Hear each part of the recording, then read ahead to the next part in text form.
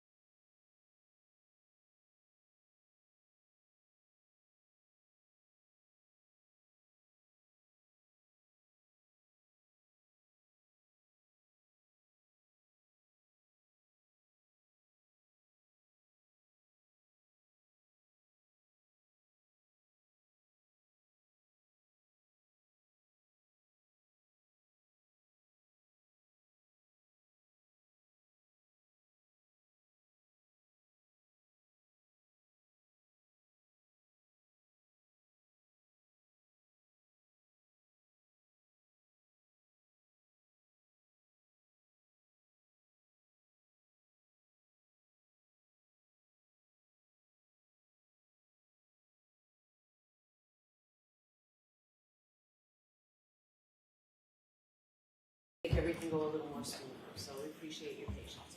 I do have to ask you those questions. Was everyone able to follow my instructions and refrain from discussing this case with anyone since we left yesterday? Yes. Everyone said yes or nodded affirmatively. Were you also able to follow the instructions and refrain from doing any independent research or investigation into this case? Yes. Everyone said yes or nodded affirmatively. Did anyone happen to see, hear, or read anything about this case since we left yesterday? No. Everyone said no or shook their heads. Thank you. Can we have Lieutenant Gallagher again, please?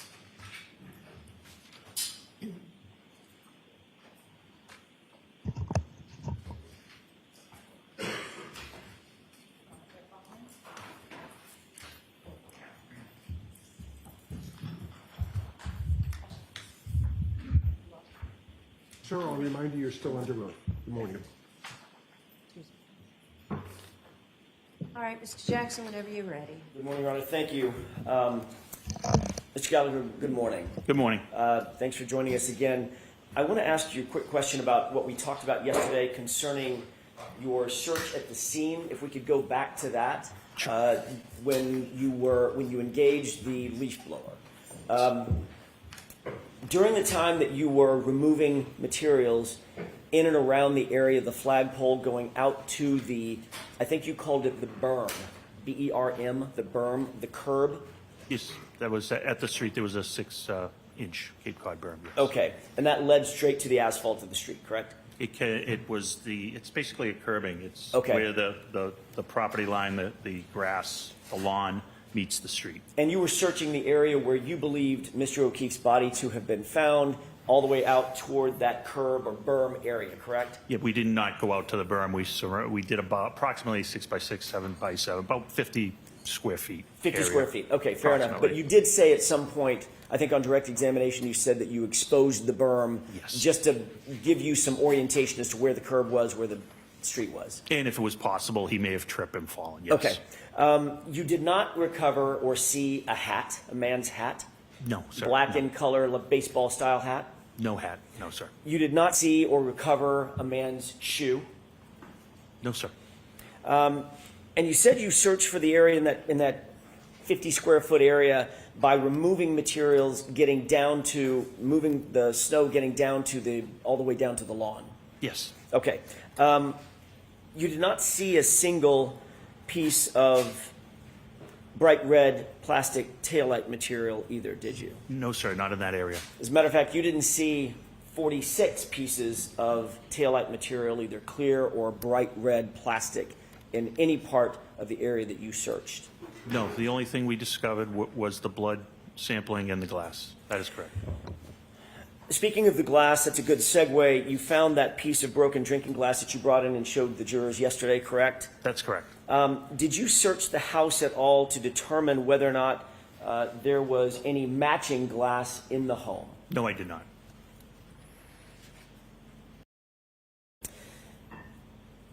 You testified yesterday that you looked around, that when you were in the house, this is the second time you're at the location, so you went back with Sergeant Lenk. I want to orient you to that time. That's when you actually entered the home for the first time of Brian Albert. Is that right? That is correct, yes, sir. And you indicated that you did look around the family room, the kitchen, and you didn't see any signs of a struggle or anything like that. No, sir. I asked you that exact question about a year ago at another proceeding. Do you recall that colloquy between the two of us? Yes. And at that time, I asked you, did you look around the house for any sign of a struggle or a fight? And your answer was no. Do you remember that? Yes, I think that's out of context. I understood that question was, did I wander the house to look for any sign of a struggle? I believe you asked me if I went to asked me about a bulkhead and things of that nature. Okay. As I stood there, I have observations I can see. Right. So I think it's just a miscommunication on what type of search. Fair or enough. What type of observation. Fair enough. Let's clear that up right now then, Mr. Gallagher. With regard to your the time that you were inside the residence, you did not seek to or ask permission to look around any place other than where you happen to be standing, which is right inside that front door of the family room, sort of adjacent to the kitchen area, correct? That is correct, yes, sir. You didn't walk into any adjacent rooms? No, sir. No, sir. Okay. You didn't walk into any, you didn't search the kitchen area? I did not. No, sir. You didn't look through the cabinets or anything like that? Absolutely not. No. You didn't look at the glassware? Absolutely not. No. You didn't go down to the basement? We talked about that previously? Correct. And- No, absolutely not. Okay. You didn't go out to the garage? No, sir. No. You didn't look around the garage? No. Other than walking in and basically where you just described standing while Sergeant Lank was engaged with Miss McCabe, you didn't do anything to search the interior of that house for anything? No, I wasn't there to search at all. Okay. You also didn't, subsequent to that, you didn't seek or receive a search warrant? No, I did not. Okay. You didn't believe that it was necessary, in your mind, it was necessary to seek a search warrant to search the interior of that house? That's absolutely correct. You were aware at the time that you did go into the house that Sergeant Lank had earlier reported at least the possibility that John O'Keefe may have gotten into a fight, correct? I don't recall that. We went over options on how he could have come to where he was, and an altercation certainly was one of them. Okay, so that's fair enough. So an altercation meaning was one of the, when you say altercation, that means a physical fight, correct? Sure. So that was a possibility in your mind. Everything was a possibility at that time. And at that time, you had the information that you found, or Mr. O'Keefe's body was found on the lawn of a residence where there was alcohol, drinking, a party of some sort, or a gathering of some sort just hours earlier, correct? That's correct, but the house had nothing to do with the incident. At least to your mind. That's correct, based on the evidence, yes, at that time. And the evidence at that time was simply your communications with some, not all, the occupants of the house, including Jennifer McCabe, correct? That is correct, yes, sir.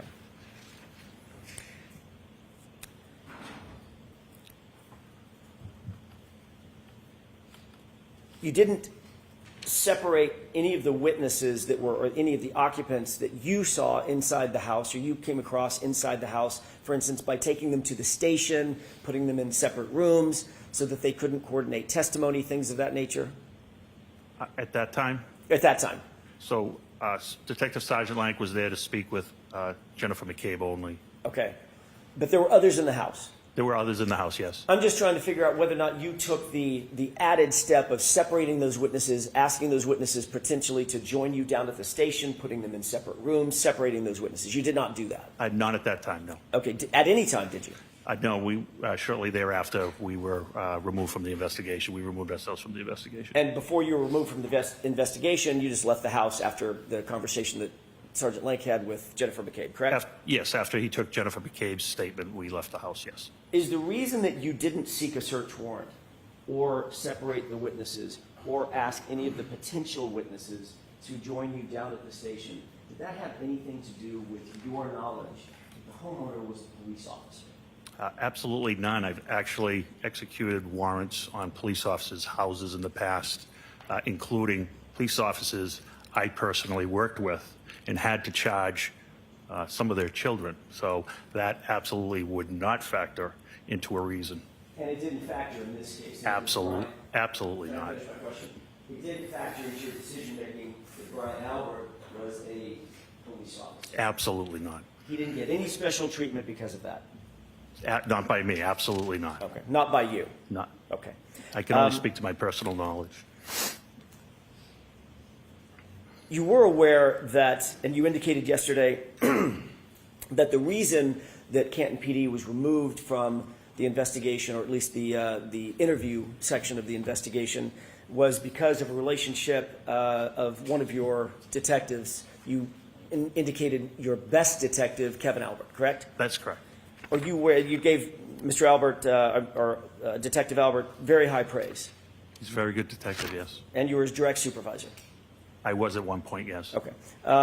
You're aware that Kevin Albert was disciplined by the Canton Police Department for an incident occurring in July 2022, correct? I am, yes.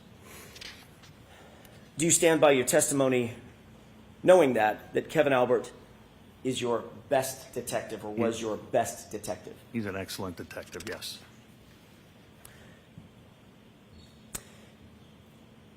You indicated that you contacted your deputy chief, Gallagher, and ultimately secured some solo cups from Deputy Chief Gallagher across the street, correct? That is correct, yes, sir. You were aware at the time that Deputy Chief Gallagher's house was adorned with a Ring video camera just over the front door, facing out toward the street and facing across the street, which would be facing 34 Fairview, correct? That is incorrect. He does not have a Ring camera. I know that his system is an Arlo camera, and I have personal knowledge of that because we've discussed cameras because we bought them approximately the same time. My mistake. Arlo camera, A-R-L-O. I believe so, yes. Okay, that's still, although it's a different brand, it's still a home personal surveillance camera, correct? Yes, but And you're aware that those are motion-activated cameras designed for security to capture images of things that may be going on outside the home. that is correct, yes, sir. May I approach, Your Honor? Yes. Briefly.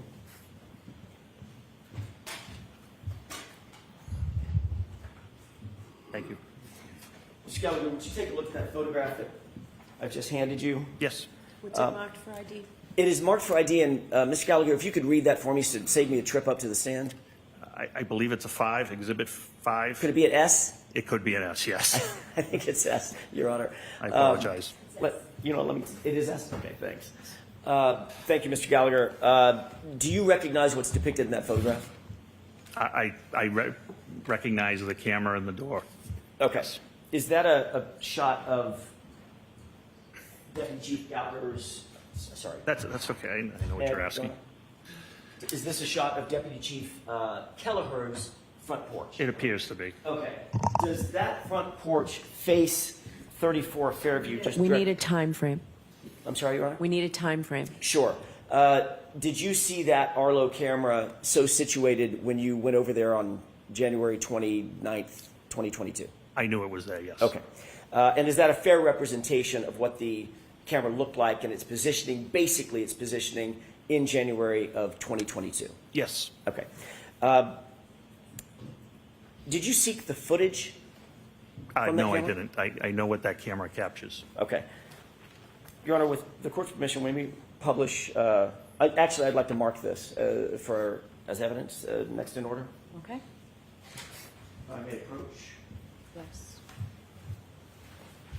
Is it 53?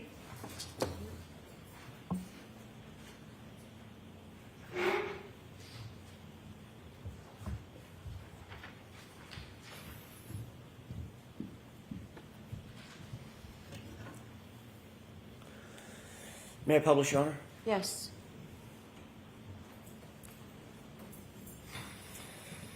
Mr. Gallagher, do you recognize this as being the photograph that you just saw, Exhibit 53? That is correct. Okay. I'm going to draw your attention, and by the way, there's one amendment to this photograph. There's a redaction of the address. You see that? Yes. Okay. I'd like to draw your attention to that area right there, which I'm Yes. highlighting. Yes. What is that? That is the Arlo camera. Can you orient the jurors for us, please, to what we're looking at in this photograph? You're looking at a camera that's angled downward. And is it the front porch of that residence directly across the street from 34 Fairview? It is not directly across from 34. It's actually more directly across from 32, so that would be incorrect. Okay. Is it across the street from 34 generally? It is, if Lieutenant Kelleher's house is here, 34 is over here across the street. Okay. Is there a view from that front porch, just generally as you're standing there, if you were to turn 180 degrees and put your back to the door, is there a view of 34 Fairview as well as 32 Fairview? Oh, sure, absolutely. Okay. Did you seek, and we can take this down.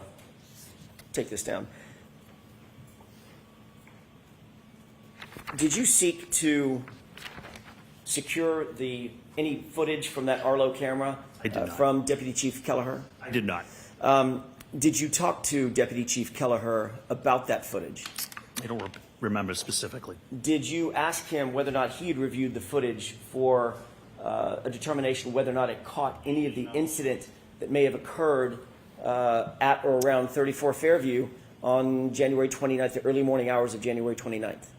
I don't know if I did. I know it would not have, How do you know it would not have? because I know what that camera captures. How do you know what that camera captures? Because I've picked up packages for Deputy Chief Gallagher in the past. I know it captures his doorstep and a portion of the front lawn. So you've reviewed the Arlo footage from his No. iPhone? He's just sent me a picture. Can I pick up when he's been on vacation, can I pick up a package on the front step? Okay, so. Yes, I've seen it.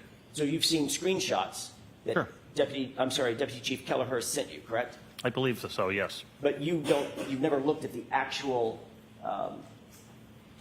application to see what it might encapsulate or what it might capture generally. We've compared what we have our cameras set up as. We had communicated about security at our houses multiple times. I know it captured the front door and a portion of the front lawn.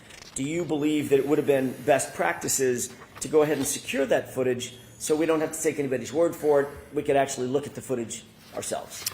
I didn't do that.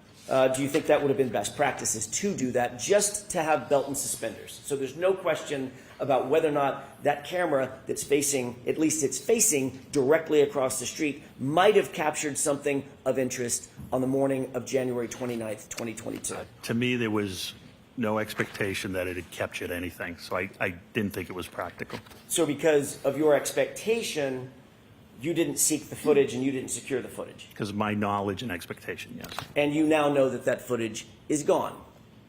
It's overwritten. I would assume so. I'm not familiar with how long Arlo keeps footage. So you are familiar enough that you decided that it wasn't important to capture the footage, but you're not familiar enough to know whether or not the footage is actually saved onto the Arlo system? I don't know anything about it. I don't have Arlo cameras. So I don't know anything about So the you don't- system. But Okay. I have Blink, so we've compared our systems. So I'm not really sure what you're asking. So you don't have an Arlo system. I have Blink, correct. You're not familiar with how Arlo works, correct? Correct. You're not familiar with the total array of where the cameras might capture versus what might be captured on your phone app, or that you can say, like, push a button that says packages or people, and it narrows the focus of the camera? You're not aware of that? I'm not aware of that, no. Okay. But you would have been aware of that if you had captured the footage and simply said to Deputy Chief Kelleher, I'd like that Ring footage for that 24-hour period. Okay, it's not Ring. And I'm sorry, that Arlo footage for a 24-hour period. Sure. Yeah.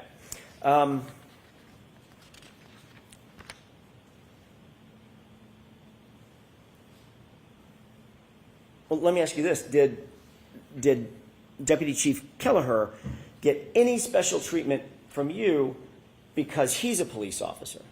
No. Did Deputy Chief Kelleher get any special treatment from you because he was your boss? No, absolutely not. Okay.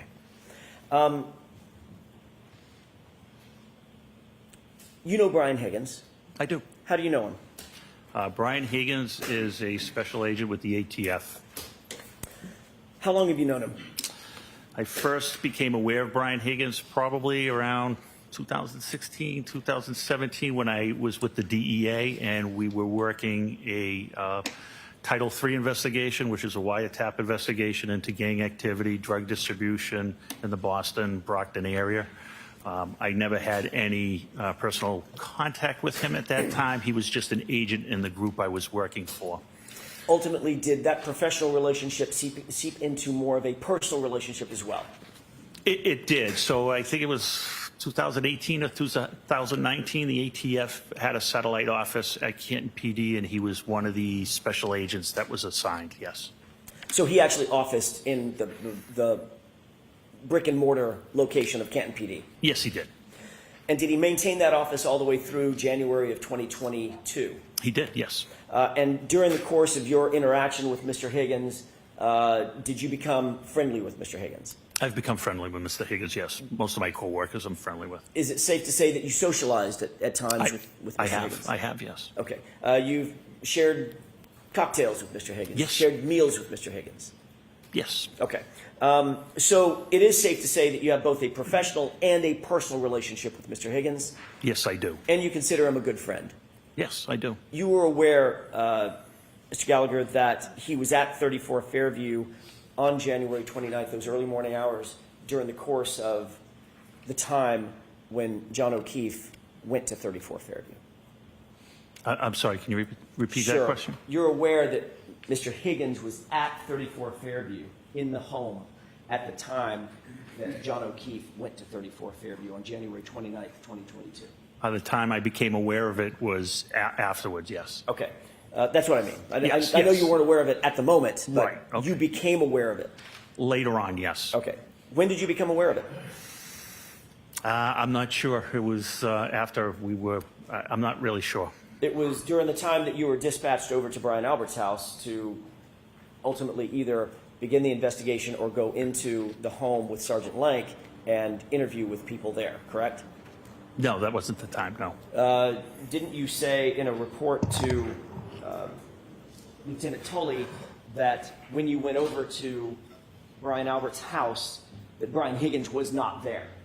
I don't recall Brian Higgins being there. Right. So what I'm trying to register is whether or not you knew at the time that you went to Brian Albert's house, at least that second time, that you might or might not have expected to see Brian Higgins there because you knew he was at the home when John O'Keefe arrived there the night before.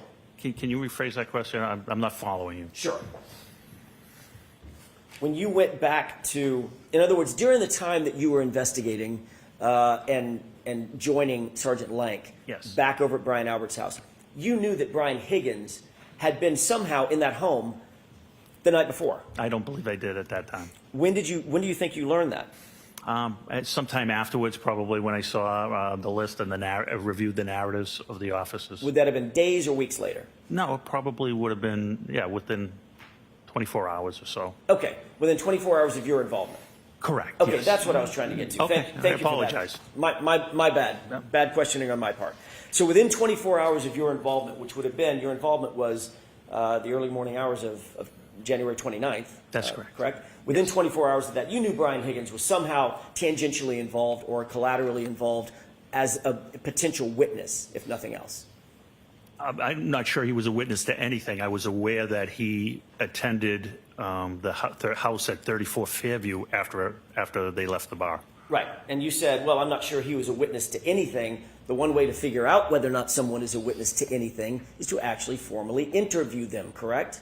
That's absolutely correct. Which you did not do. We were removed from the investigation before I found out Brian Higgins was involved. Okay, so you were removed. So I wouldn't be interviewing him. You were removed, and then it was within a few hours of that you realized that Brian Higgins was somehow involved. Not a few hours. No, I said it was within 24 hours probably. Okay. You're aware that Mr. Higgins not only had an office at Canton PD, he also had a key card for Canton PD. Yes, he did. Explain for the jurors what a key card or an access card at Canton PD means. What is that? What is a key card for Canton PD? So it's a secure building. I think we've all seen it. You have square boxes with the red light. The key card allows you access into the building. And depending upon your rank, you have different rights. Each individual has different rights to enter different areas. You had, for instance, being a top-level Canton lieutenant, you had a key card that was probably the functional equivalent of a master key card. You could get in pretty much any place you wanted. Absolutely not. Okay, where could you go? It's easier if I say where I can't go. That probably Would that is be, easier. would that Yeah. be work? Explain that. So I can't go to the armory, which is where weapons are kept and ammunition is kept, and I can't go into permanent evidence. Okay. You're aware that Brian Higgins had a key card. Yes, I am. And that access card gave him access to pretty much, with the exception of the armory, possibly the evidence room, and what was the other location? I think that's what I said, the evidence room Okay. and the armory. With the exception of those, you're aware that Brian Higgins' key card gave him access basically to the entirety of the Canton Police Department? Well, so I want to specify, I don't specifically know what Brian Higgins had rights to, but there are also parts of our department that are secured by key locks that he wouldn't have access to, and I don't have access to as well, offices and things of that nature. I want to focus your attention on the sally port, if I Okay. could. You can enter the sally port, which is a fancy name for a garage, correct? It certainly is, yes. Okay. You can enter that from the outside, meaning out in the elements. You come from a parking lot adjacent to or that services the sally port. You can enter from there, correct? Yes, there's one pedestrian door on the main entrance side, it's for location purposes. It's right beside the garage door that's marked number 4. And the garage door is one of those big roll-up, industrial-style roll-up doors that comes up and down? That is correct. And then you can also enter the Sally Port from inside Canton PD, correct? There are 2 locations you can enter the Sally Port from inside, yes. And Brian Higgins' key card gave him access to both of those locations, the pedestrian portal going into the Sally Port from outside, as well as the pedestrian portal from inside Canton PD. That would be correct. Okay. Speaking of the Sally Port, you were, if not the person, one of the people who let Massachusetts State Police into the Sally Port on February 1st, 2022 to process the black SUV, correct? The Lexus. I'm not sure if I was the one that gave them access, but like I said, I've testified to. I certainly would have. Okay. That SUV had actually arrived on January 29th, 2022, 3 days earlier. Is that right? I believe so, sometime after 5 or 6. I'm So not it sure of was the time. in the Sally Port from January 29th all the way to February 1st, at least to your knowledge, for 3 full days in the Sally Port, correct? 2.5 to 3, yes. Okay. From the time it arrived at Canton PD until it was processed out and moved out of the Sally Port, how many people would have had physical access to that SUV? Everybody that possessed a key card. And that's basically everybody at Canton PD that is a sworn officer, correct? That is correct, yes, Maybe sir. even some civilians, correct? I'm not sure of civilians. What civilian? Do y'all have non-sworn civilians that We do don't. administrative things? No, we do not. Well, we do, but I'm not sure whether they would have access, what their access is. So at least the entirety of the police department, the sworn police department, correct? The uniformed police, yes. As well as Brian Higgins, correct? That is correct, yes. Thank you.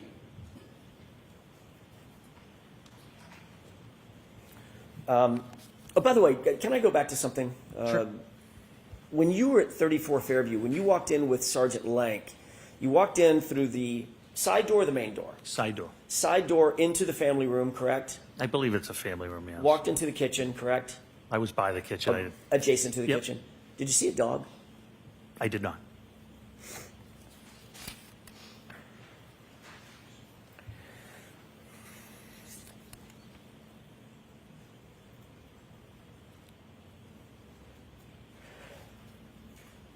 Speaking of the Sally Port, I want to move back to the Sally Port. I apologize about bouncing around a little bit. Perfectly fine. Moving back to the Sally Port, you indicated that basically all the uniformed officers, every single uniformed officer at Canton PD would have had access to that Sally Port, as well as Brian Higgins. They also would have had access to everything inside the Sally Port, whatever was left there. Yes. The SUV and other stuff, for lack of a better technical phrase, correct? Yes. Okay. Did you photograph or did you cause to be photographed the SUV when it arrived on January 29th in your Sally Port? But we had been recused at that point, and I wasn't working when the vehicle arrived. So I thought you said that you were recused only from doing interviews. from doing investigative interviews, but I wasn't present when, I wasn't working when the vehicle came in. Okay. So you could have taken photographs of the vehicle had you wanted to, or caused someone to do that had you wanted to. I had no idea that vehicle was coming to Canton PD, sir. Okay. Once you got to, as the lieutenant in charge at the scene, was it important to you to know that a seminal piece of evidence had been moved into the custody and control of Canton PD? It wasn't important to me. It's the state police investigation. Even though it was on your property, in your Sally Port, with access through your key cards. That's up to my chief. That's not up to me. I see. To your knowledge, let me just ask it this way. To your knowledge, did anybody seek to photograph the vehicle when it arrived at Canton PD on January 29th, 2022, to your knowledge? I have no personal knowledge of that. Have you ever seen a photograph of that vehicle that was taken by someone in law enforcement on January 29th? I'm going to give you 3 days. January 29th, January 30th, January 31st, sorry, 30th, or February 1st. I have seen photographs. I'm not sure what days they were taken, the photos were taken. You have not seen a photograph that was taken on January 29th, however, have you? I've never seen anything dated January 29th. You've never seen a photo, and I'm going to go through this a little bit more. You've never seen a photograph that was taken on January 30th, have you? Yeah, I have never seen any photographs with any dates on them, Okay. I believe. Do you think that would have been, you were at the time the head of detectives, correct? No, that's not correct. You were not? You had already moved from that spot? I In January of 2022, I may be wrong. I thought You are wrong. as the It's, lieutenant, you were also the head of detectives. No, that was Lieutenant Gallagher at the time. I know you keep calling, it's a mix-up. So we've had promotions since January 29th, and I think that's where the mix-up might be. So he was a when lieutenant you at the refer to time. Deputy Chief Gallagher, he was actually Lieutenant Gallagher, and he was in charge of detectives at that time. At some point, had you been in charge of detectives? I became in charge of detectives in June of 2022. June of 2022. Yeah, approximately 6 months later. Understood.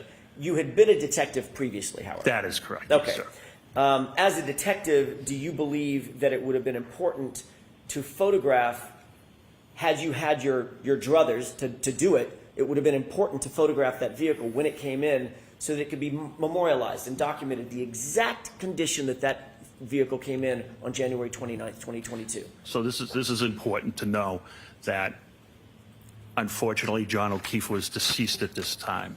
Once John O'Keefe becomes deceased, it becomes the state police's investigation, the Norfolk County District Attorney CPAC investigation. That's why it is not our investigation. It's up to the investigating agency to make those decisions. Even something as uninvasive as taking photographs? Yes. Okay.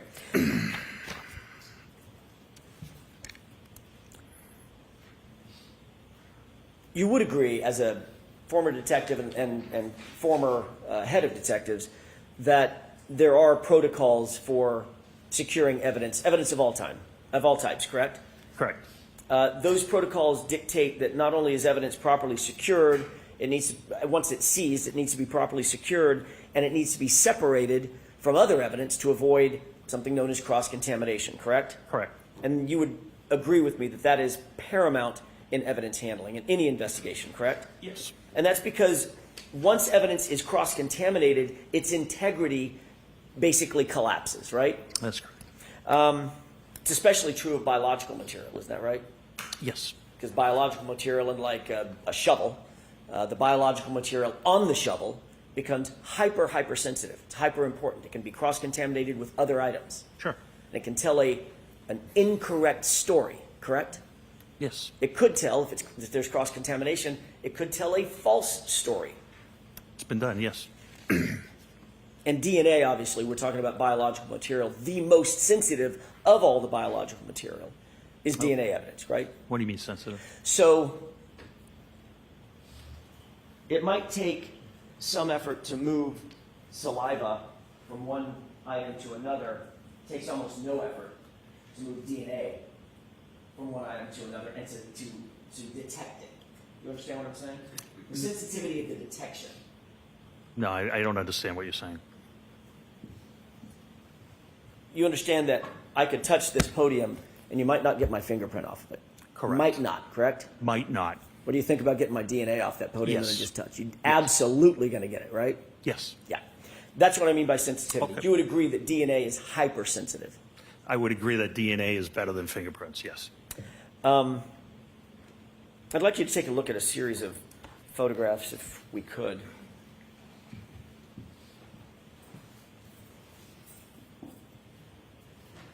Can I approach your arm?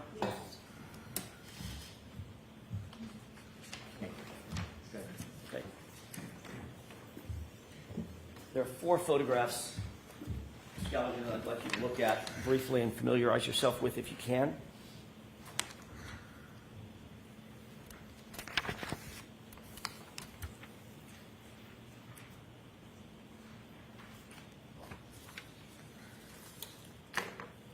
Mr. I'm all Gallagher, do set. you recognize what's depicted in those photographs? I do. How do you recognize what's depicted in each one of those? There's 4 of them in front of you. Just generally, how do you recognize what's depicted in those photographs? Generally, I know this is the exchange of custody from the Canton Police to the Massachusetts State Police. Are those taken inside the Sally Port, to your knowledge? They are, yes. Some of those photographs include the SUV, One SUV picture, yes. and some of those photographs include the blood evidence that you've earlier described, the solo cups, the Stop and Shop bag. correct? That is correct, yes, sir. May I approach? Yes.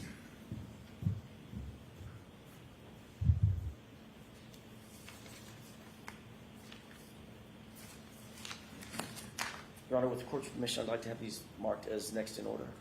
Any objections, Mr. Brennan? No objection, thank you.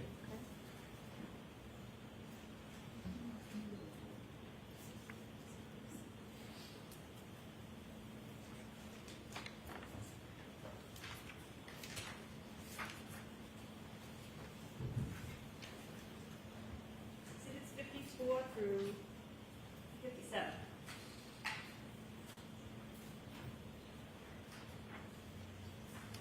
May I approach? Yes. Thank you. Permission to publish, Your Honor? Okay. I'd like to start with what's been marked as 54. It shows a license plate. Do you recognize what's depicted in this photograph? Yes, based on the location, the vehicle, the broken taillight, I believe that's Ms. Reed's vehicle. And do you know when this photograph was taken? I do not. Do you believe it was taken between January 29th and February 1st? Yes. But you don't know when it was taken? No, I don't have personal knowledge, no. I just want to draw your attention very briefly, just to orient us, to this area on the bottom right-hand corner. Do you see that, what looks like a white rag on the ground? Yes, based on the pictures, I think it might be a paper towel, but yes. Okay. If we could look at the next photograph, which is 55, looks like a paper bag.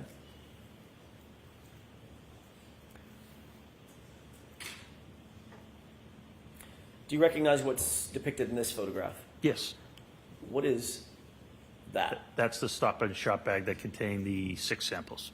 Do you see the rag in that photograph as well? Yeah, we could call it agree to call it a rag or You think paper it's a towel. paper towel? I'm not sure. It looks like a paper towel on the picture in the pictures, but it's a white object. Yes. For all I care, it's the white thing. That's Yes. fine. All right. And do you see that that's next to a tire just at the top of the picture? Just for Yeah, orientation purposes? Yeah, it appears to be 18 to 2 feet, 18 inches to 24 inches behind the tire. Yes. Okay. And that, of course, is the tire of the SUV. Yes, I would think So so. that would be the right rear of the SUV, just a few inches from this bag, correct? It would be a couple of feet from the bag. Yes. Okay. If we could take a look at the next photograph. This is Exhibit 56 for the record.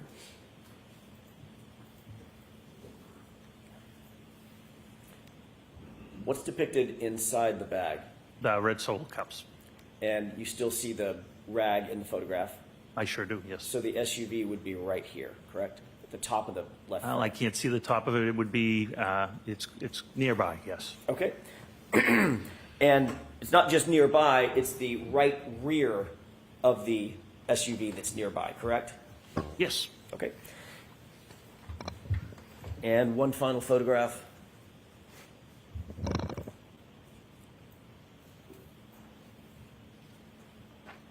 This is Exhibit 57 for the record.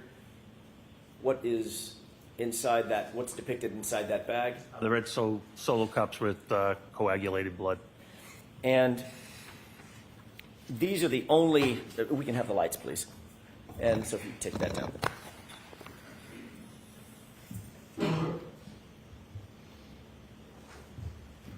These are the only photographs that we have or that you've ever seen of those red Solo cups, that Stop and Shop bag, and the biological material in those red Solo cups. The only ones I have seen. Yes. And those photographs that you see are within 2.5 feet from the right rear of that SUV, correct? Approximately. Yes. And the right rear of that SUV houses the taillight material, correct? The taillight The area. tail light area. Yes. The cups were not sealed, correct? The cups were not sealed. The bag was not sealed, was it? As far as I know, What do you mean by sealed? Yesterday, you brought a box in. You remember that? Yes, That box had tape on it. that's correct. What color was the tape? Red. Why is the tape red? It can be red, it can be blue. I mean, evidence tape is different colors. Normally, in your experience, red evidence tape is used to formally seal evidence bags or evidence containers, correct? Yes, That's because it highlights to the eye a visual cue. Hey, that's important. It's been sealed. It's got bright red tape on it, correct? correct. Oftentimes, that tape has additional information on it as well, correct? You could have initials on it of who put the tape on, yes. Right. In other words, it might say evidence, correct? Might be pre-printed with the word Pre-printed, evidence. yes, correct. And it may have a place for initials to be. Correct. And one of the reasons that you initial it is because of that. If someone takes a razor blade and cuts through, or a knife and cuts through that tape, those initials are cut through. It has to be retaped and reinitialed, correct? That is correct. That is a basic protocol for chain of custody, is it not?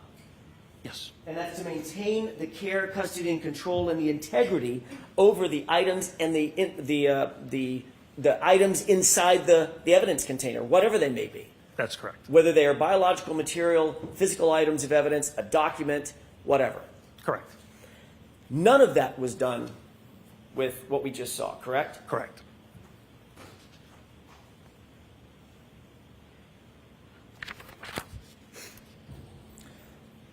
We've agreed already that the blood was stored in non-sterile solo cups, correct? Correct. We've agreed that those cups were not sealed. The cups themselves were not sealed. There was no cap. There was no plastic, plasticine, saran wrap, nothing put over the cups, correct? That is correct. So they were open. Yes, They were not in an evidence bag. They were in a grocery bag, correct? they were, yes. Yesterday on direct examination, it may have been on cross-examination, Mr. Gallagher, I don't remember, you said, I have no idea where Sergeant Lang got that grocery bag, correct? I don't know where the bag came from, no. Could have come out of his back of his car seat, correct? I'm assuming it came out of one of the cars, yes. No idea what had been in that bag previous to those cups with blood being in the bag, I have correct? no personal knowledge of that. And obviously that bag, it goes without saying, is not a forensically sterile item either, correct? Most bags are not sterilized. And not only the cups were not sealed, the bag that the cups were in was not sealed. They were only closed, correct.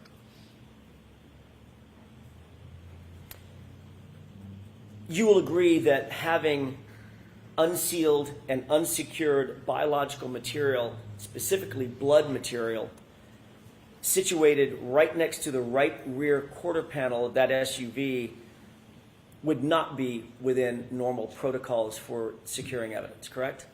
This was in the hands of a criminalist. There was an exchange of custody. I don't have any issue with it.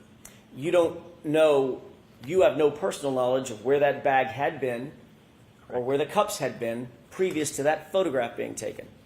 Correct.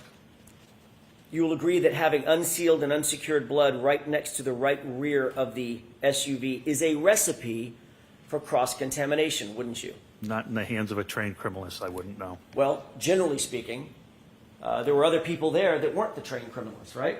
There was a photographer who took the pictures. Who's not a trained criminalist. Correct. But the cups weren't in his hands. It was in the criminalist's hands. Those are the criminalist's hands you see gloved in that photo. That's not my question. My question is, there was unsealed blood and in an unsealed bag for how much time you don't know, sitting right there by the right rear of that SUV, correct? No, I do know, How do you know? because I'm the one that brought the bag with the criminalist to that area. They photographed it, documented it, and then they transferred it to their plastic containers. And before you grabbed that bag, you don't know where that bag had been for 3 days hence, 3 days before. I know it had been in the temporary evidence room in a refrigerator. You actually never saw it in the temporary evidence room in the refrigerator until February 1st, did you? I don't recall. So you don't know where that bag had been. You don't know who had handled those cups before you pulled them out of that temporary evidence locker, correct? I have no personal knowledge if anybody else, I have no personal knowledge. I took them out of the refrigerator. That's all I can testify to. Do you remember us talking about this about a year ago? Yes, And I asked you, would you agree that having unsealed and unsecured blood next to the right rear portion of the SUV is a recipe for cross-contamination? I asked you that question. you did. And you said, if I can speak to this incident alone. And I asked, that's a yes or no question. That is Do correct. you remember that? Yes, And you said, well, it's not a yes or no, but for your purposes, I would say yes. correct. So it is, at least in your mind, a recipe for potential cross-contamination, correct? Not in this particular situation, which was clarified later on. Although you did say yes in answer Hypothetically, to my anything, question. hypothetically, anything is possible, yes.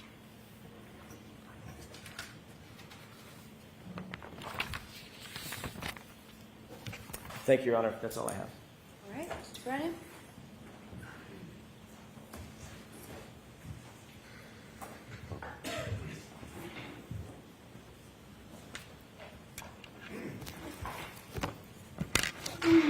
May I? Right ahead, yes. Lieutenant Gallagher, you mentioned that one of your colleagues who lived on Fairview Road had an owl camera. Had an Arlo camera, yes. That day or that morning when you went to Fairview and looked around where Mr. O'Keefe's, where you were directed Mr. O'Keefe's body was, were you aware that that gentleman had a camera? Yes, You shared with us that you had familiarity with the angle of that camera. Do you have any information whatsoever that he or anybody on his behalf used the phone to change the camera angle?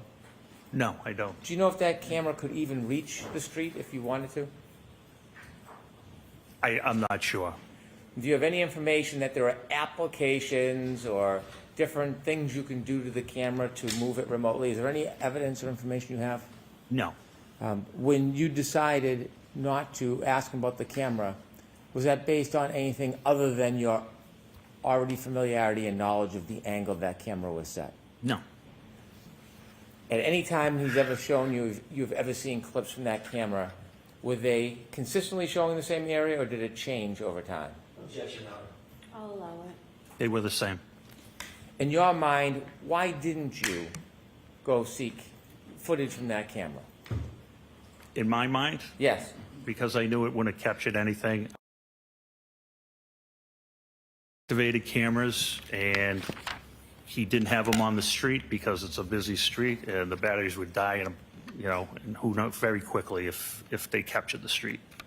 You said that's a very busy street. Are you familiar with Fairview Road? Yes, Is that a road, is that a public road? it's a public way in the town of Canton. Yes, As a public way in the town of Canton, do you know who operates and cleans and monitors that road? Who's responsible for that?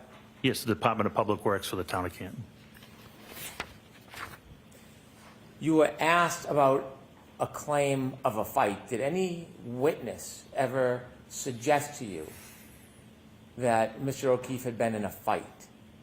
No, When you first learned about Mr. O'Keefe, did you get a chance to actually look at his body? no, I did not. Did you get a chance to look at his wounds? No, I did not. Did you get a chance to examine his clothing and whether there was any trace evidence left behind? I'll allow it. No, I did not. Early in an investigation, when investigators have no information, is it common to speculate? Yes, Objection, Your Honor. Sustained. What is the natural process for an investigator when you start upon a situation and know nothing about what happened? in this particular case, we came up with scenarios that possibly could have brought John to that spot. And we were focused on trying to find out and hopefully getting to the hospital. Hopefully the Can't Fire Department in the hospital would save his life and he could tell us how he got to where he was. Was that anything beyond the surmise or speculation of detectives, or did that information come from a witness? No, that was us, I guess you would call it spitballing on possibilities. Did you ever come across a witness that said that this was, or Mr. O'Keefe's injuries were the result of a fight? No, we did not.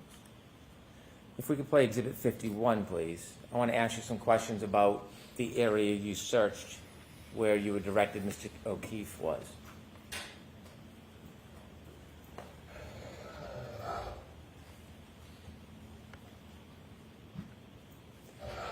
Stop it there, please, Ms. Gilman. You did not see exactly where John O'Keefe was when he was found? No, I did not. Who directed you to this area? I was directed twice, first by Sergeant Good and then by Sergeant Lang, Detective Sergeant Lang. You shared with us yesterday you were looking in that area where you thought John O'Keefe was found. Correct. You asked questions about a berm. Is that the separation between the street and the yard? Yes, it is. Did you clear off a piece of that berm? We did. And the reason was? We wanted to see what was there. We didn't know what was there. Did you do a search from the flagpole all the way to the street? No, Did you do a search of that flagpole across the front yard? no, Did you do a search from that flagpole all across the berm, all the way down the line? no. It was approximately 15 to 18 inches. And why such a limited search? Because we had no other reason than it was a medical call at this time. Did you see snow in other parts of the yard? Yes, the entire yard was covered. And other than Officer Lang's footprints across the front of the yard, no other footprints? There were no other footprints. Any other visible signs that anything was moved or dragged across that side or front lawn? No, not at all. Any doggy prints in the snow? No, not at all. You were asked whether you sought a search warrant. Is there a difference between a witness and an eyewitness? Yes, You were asked questions about people in the home, and they were characterized as witnesses. Did you have any information that anybody inside that home was a witness to what happened to Mr. O'Keefe? no, Did you have any information when you made these decisions about search warrants? Did you have any information from anybody, anywhere, that Mr. O'Keefe ever stepped 1 foot inside that home? I'm going to allow it. Briefly, can we turn the lights on, Mr. Brennan? Yes, please. And we can take that down, Mr. Bennett. Thank you.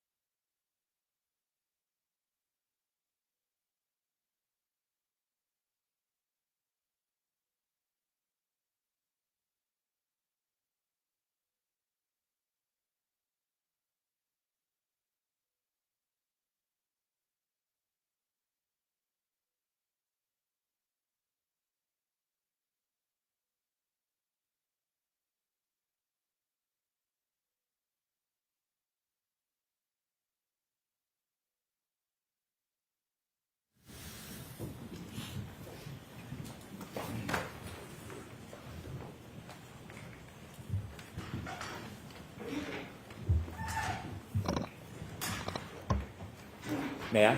Yes. As a lifelong law enforcement officer, have you obtained search warrants before? yes, Have you obtained search warrants for homes? yes, many times. Is there a certain requirement before you obtain a search warrant for a home? Yes, critical legal standards, yes. And what is that?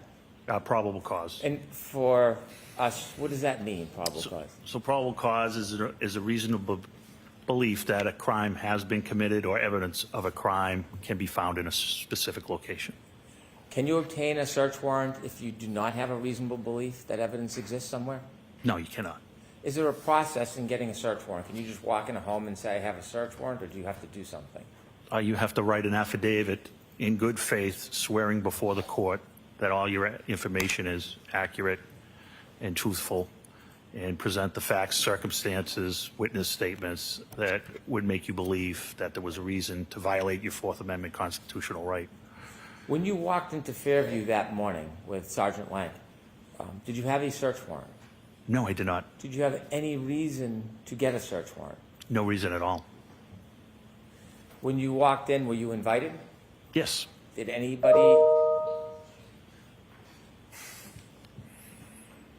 anybody prevent you from coming in? No, not Did at all. anybody ever ask you to leave? No, not at all. When you spoke to Mr. Albert, did he ever discontinue or end the conversation? No.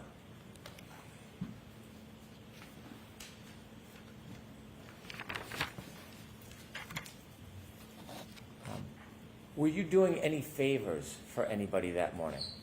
No, of course not. If you had probable cause to search anywhere that morning, would you have? Absolutely.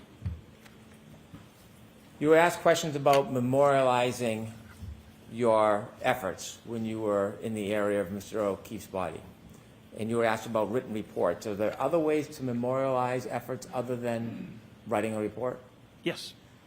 You videotaped, or you had Sergeant Good videotape your search? That is correct. Who told him to do that? I did. Why did you tell him to do that? Because I want it, in case it ever became an issue, I wasn't familiar with it being used before. I wanted people to understand how effective it was. Do you know whether or not the police cars have dash cams? They do, yes. Do you know if any of the police cars had dash cams that day? 3 of them did, yes.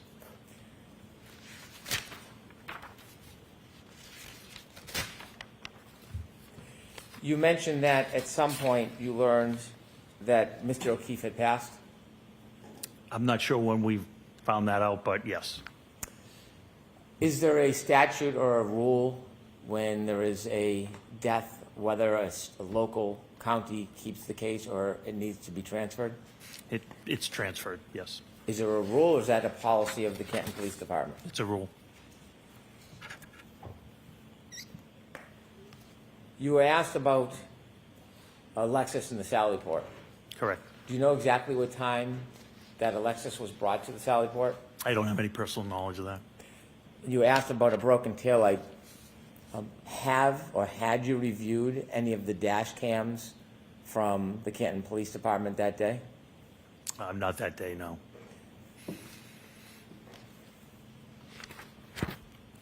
You were asked about cross-contamination with the cups. When you brought the cups to the criminalist, where did you give them to him or her? I carried them down to, we walked together, I carried them down to the Sallyport. Did you see anybody using a white rag or a paper towel to dip it in to any of the cups? No. Did you see anybody shaking the cups or splashing? No, they were handled very carefully. Sustained is different. Did you see anything that would cause you concern that there was some type of purposeful or inadvertent contamination or transfer? Absolutely not. And you've been trained. Yes. Did you see anything during that time that caused you any concern about the potential corruption of evidence? No, I had complete faith in the criminalist.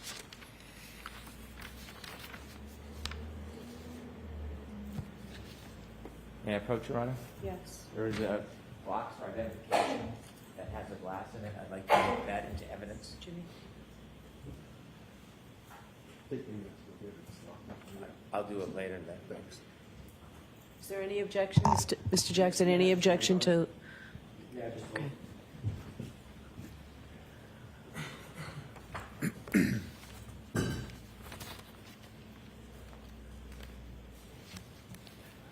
No objection, Your Honor, thank you.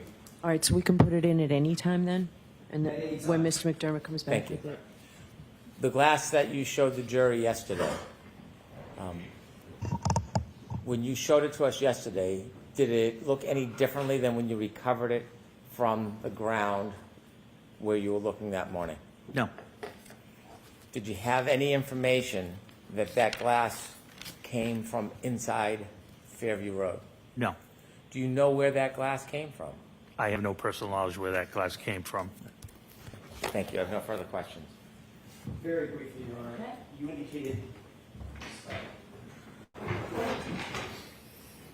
indicated that you were spitballing, to use your word, correct? Correct, Trying to figure out what happened.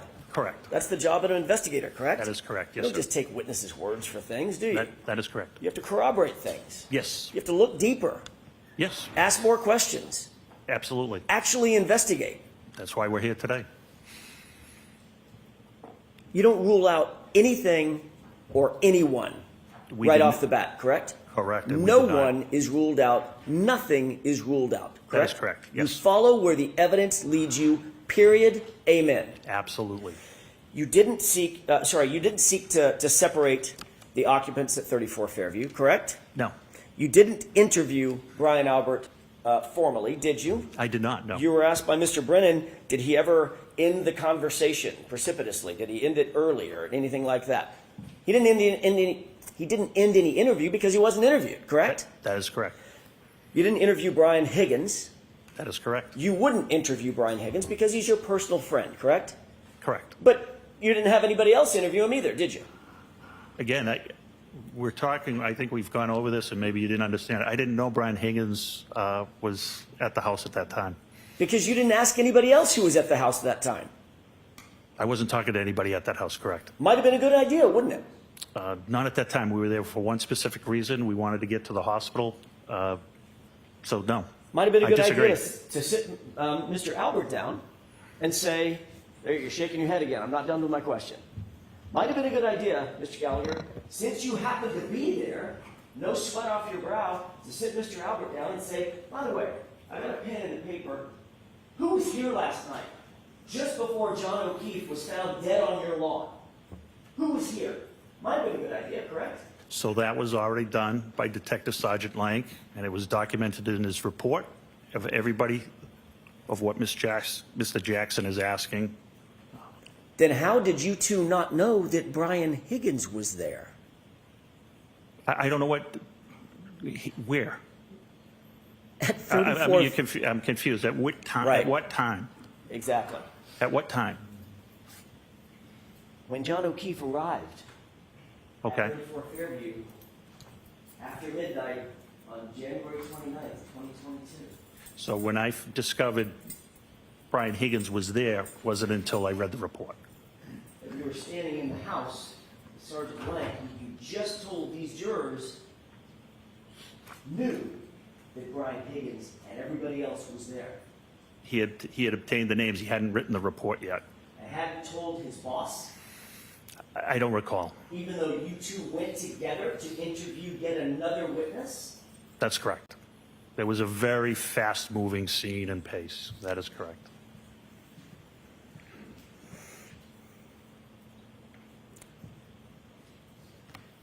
While you were spitballing, you also didn't secure the camera footage that we've talked about, the Arlo footage. Yes, that's correct. You also didn't formally search the house, correct? Absolutely We correct. just talked about that. You didn't seek consent by Brian, by Brian Albert to search the house, correct? That's correct. You also didn't seek a search warrant. You talked about that, correct? Correct. You don't get punished or in trouble if you seek a search warrant and a judge who has to sign the search warrant. Normal citizens can't do that. It requires a judge's signature. You don't get in trouble or get spanked or get slapped or get fined if you seek a search warrant that is denied, correct? In this particular situation, I would need to articulate facts, certain circumstances, and witness statements. What I had was nobody could put John O'Keefe in the house, including Miss Reed, and that we had a glass where they were coming from a bar, and I had 3 separate police officers, including myself, that had been in that house on 3 separate occasions and saw nothing amiss. I have a good faith obligation to present the truth to a judge. And if I don't, I can be found, end up on a Brady list or a Giglio list, as you know. And my right to my credibility to testify in my career is basically over.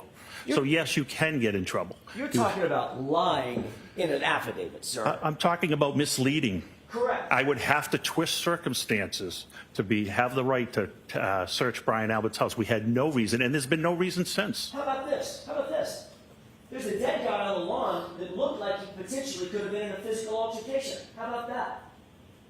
Might that be of some concern to go inside the house and see if there was a struggle that started in the house? Yes or no? There's still no evidence to go into the house. You have a guy that's out on the lawn with no coat on. You think the coat might be inside the house? That might be a reasonable assumption? Yes or no? No. You got a guy outside with no shoe on. You think the shoe might be inside the house? That might be a reasonable assumption? I never saw Mr. O'Keefe. I wasn't aware that he Because you didn't have his seek shoes. to find out the details. Other people knew every single fact that I just suggested at the time you walked in the house, correct? Objection. Sustained. The fact is you didn't seek a search warrant. I wouldn't. Correct. The fact is you never searched the house. That's correct. The fact is you never searched the basement. That's correct. The fact is you never searched the garage. That's correct. That's all I have, Your Honor. Have you ever learned one fact that would have justified searching that house? Not to this day. Objection, Your Honor. Sustained is to form, and you can put the glass in right now, Mr. Vernon. Thank you. Move that into evidence, please. Exhibit 58. All right, Lieutenant, you're all set, sir. Thank you. Your next witness, Mr. Brennan? I'd like to play clip 18, please. Okay. Thank you. Your Honor, may we have a moment?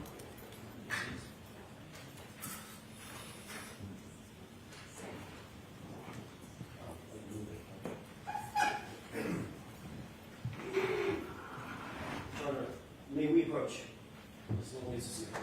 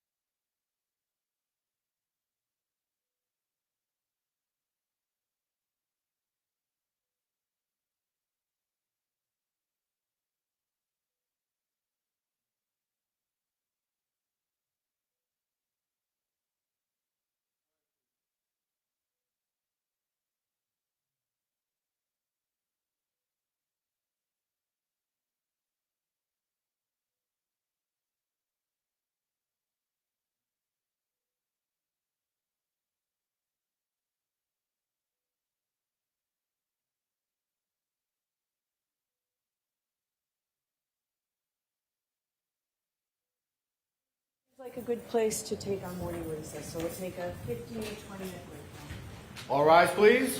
Chairs, close your notebooks and follow me.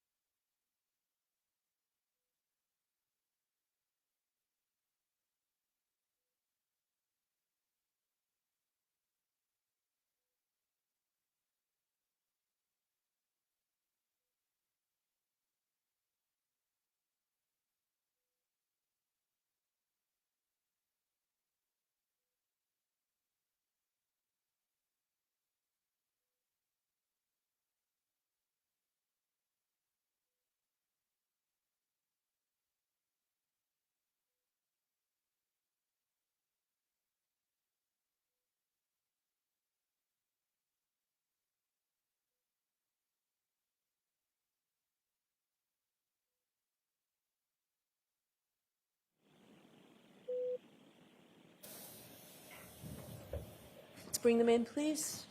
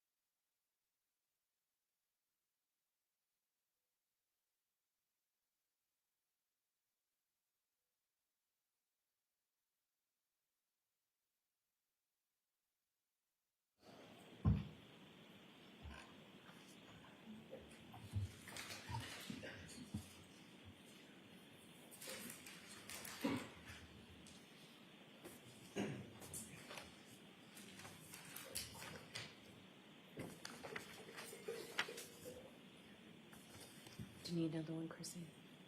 Do you need one more? I have a trash.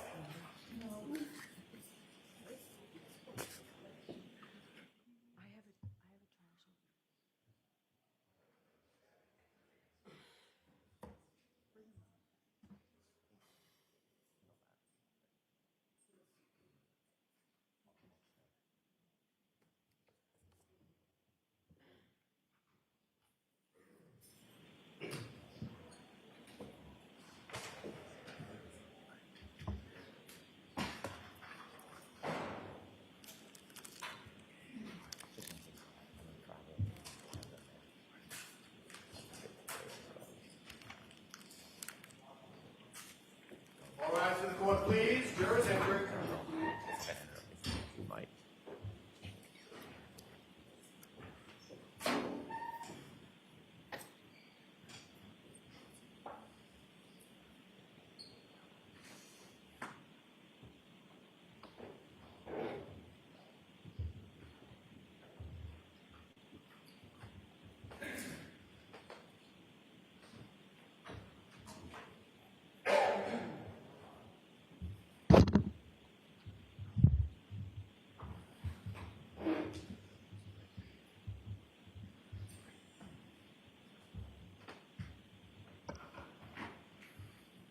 Court is back in session. You may be seated. All right, Mr. Brennan. Thank you.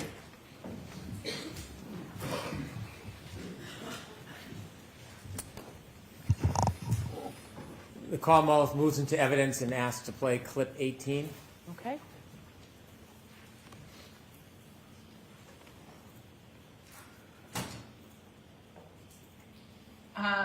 So when John got out of the car at Brian Albert's house, he took my full vodka soda, which is sitting in the cup holder. Thank you. We'll The Common. take that. Thank you.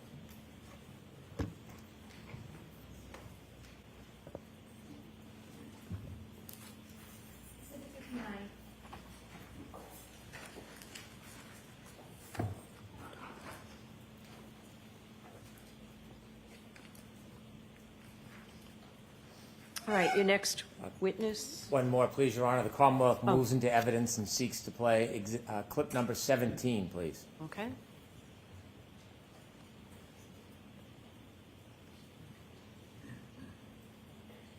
I gave an interview with ABC with Matt Gutman. I think this was whom I gave the interview to, and I said, he asked why was I saying, could I hit him, did I hit him? And I said, yeah, my first thought was, I've been out late, I've been drinking, and he's in the general vicinity of where I last saw him. I mean, they talk about the left side of the property and the right as if it's, you know, Hammersmith Farms. It's a postage stamp. It's 50 feet. So he's in the front yard to the left of the front door, and no one's coming out of the house. Jen's telling me nobody's seen him. So I'm thinking, Jesus, was I starting to pull away and I ran over his foot? Like, he's roughly where I left him. So yeah, when I found him, I was thinking, did I like clip him somehow?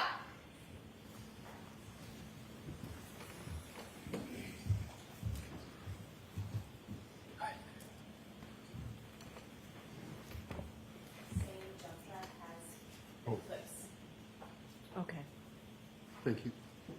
So in order, it has 18 and then 17, or are they in the reverse order on the clip? If I may see the exhibit. This one exhibit contains clip 12, clip 12A, clip 16, clip 17, and clip 18, all which were previously introduced. Okay. And it's exhibit number what? Thank you. 15. All right, thank you. Your next witness, Mr. Lally. Yes, Your Honor. Commonwealth call Mr. Robert Gilman to the stand. Okay.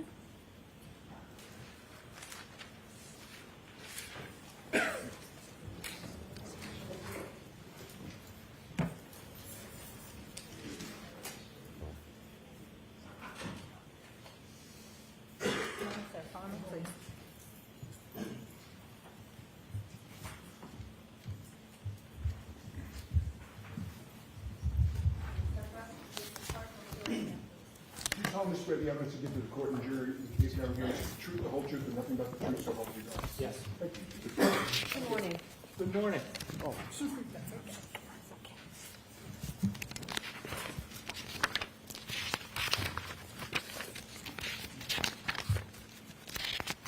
All right, Mr. Lally, whenever you're ready. Thank you, Your Honor. Good morning, sir.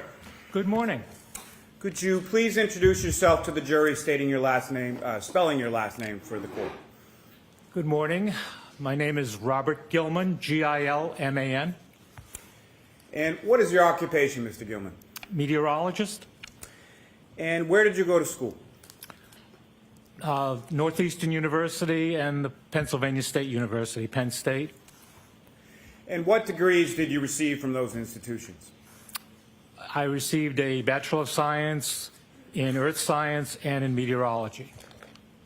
Now, following your education, where did you first go to work? I worked at the U.S. Geological Survey while I was finishing my education. I also worked at the Nuclear Regulatory Commission in Washington. I worked at AccuWeather at Penn State.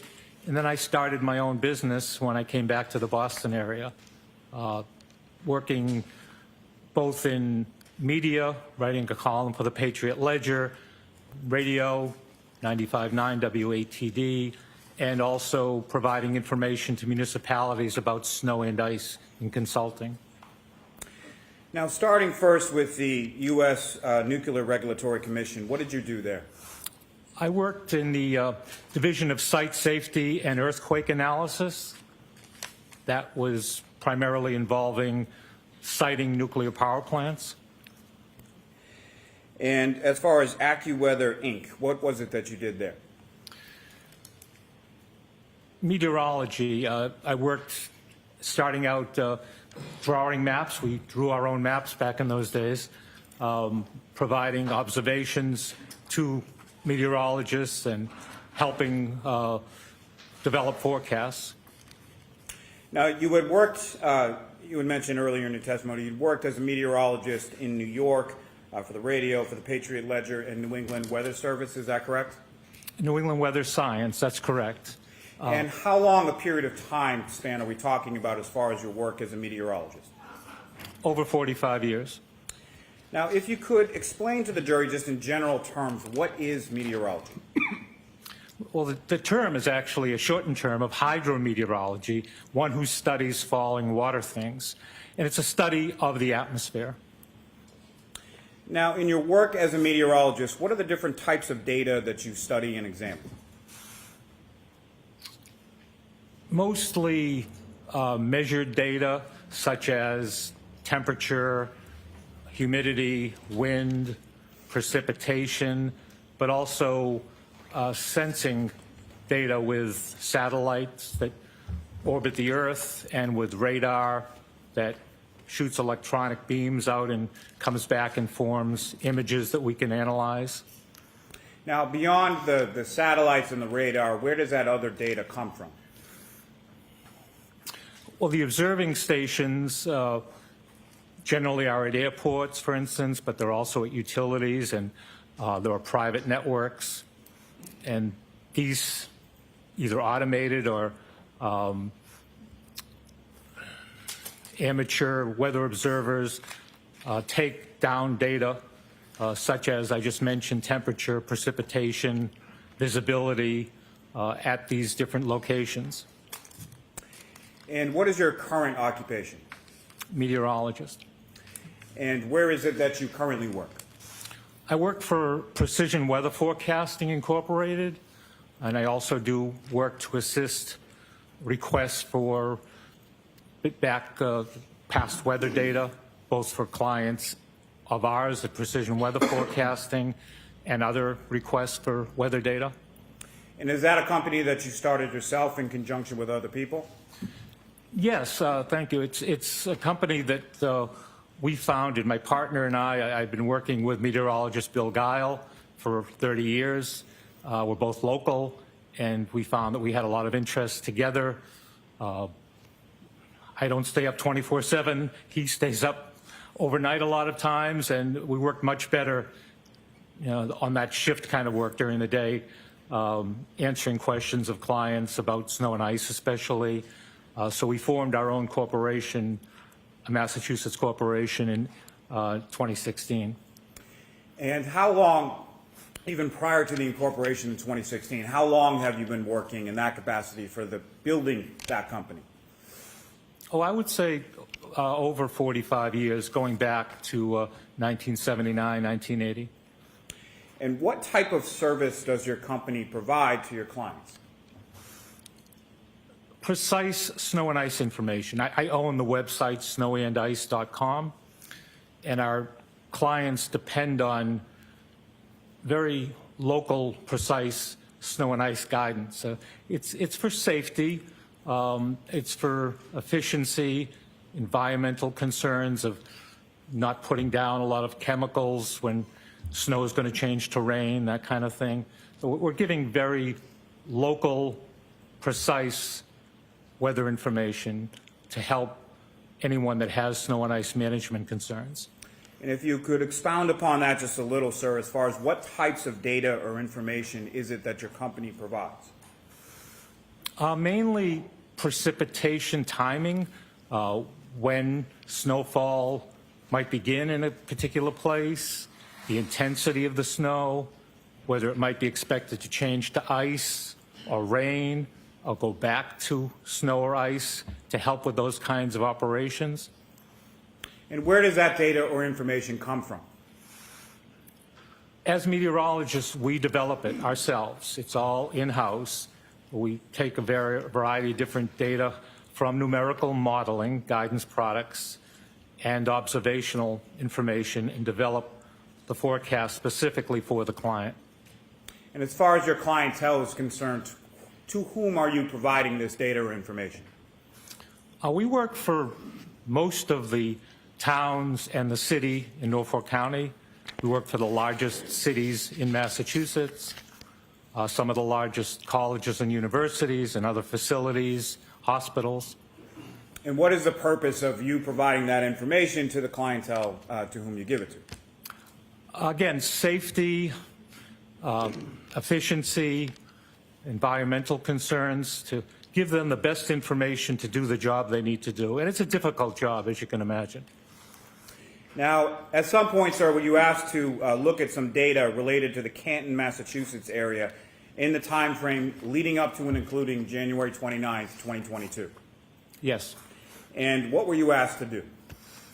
I was asked to provide a simple report of the days preceding January 29th, 2022, and a more detailed report of the early morning hours of January 29th about estimating snowfall during that time period.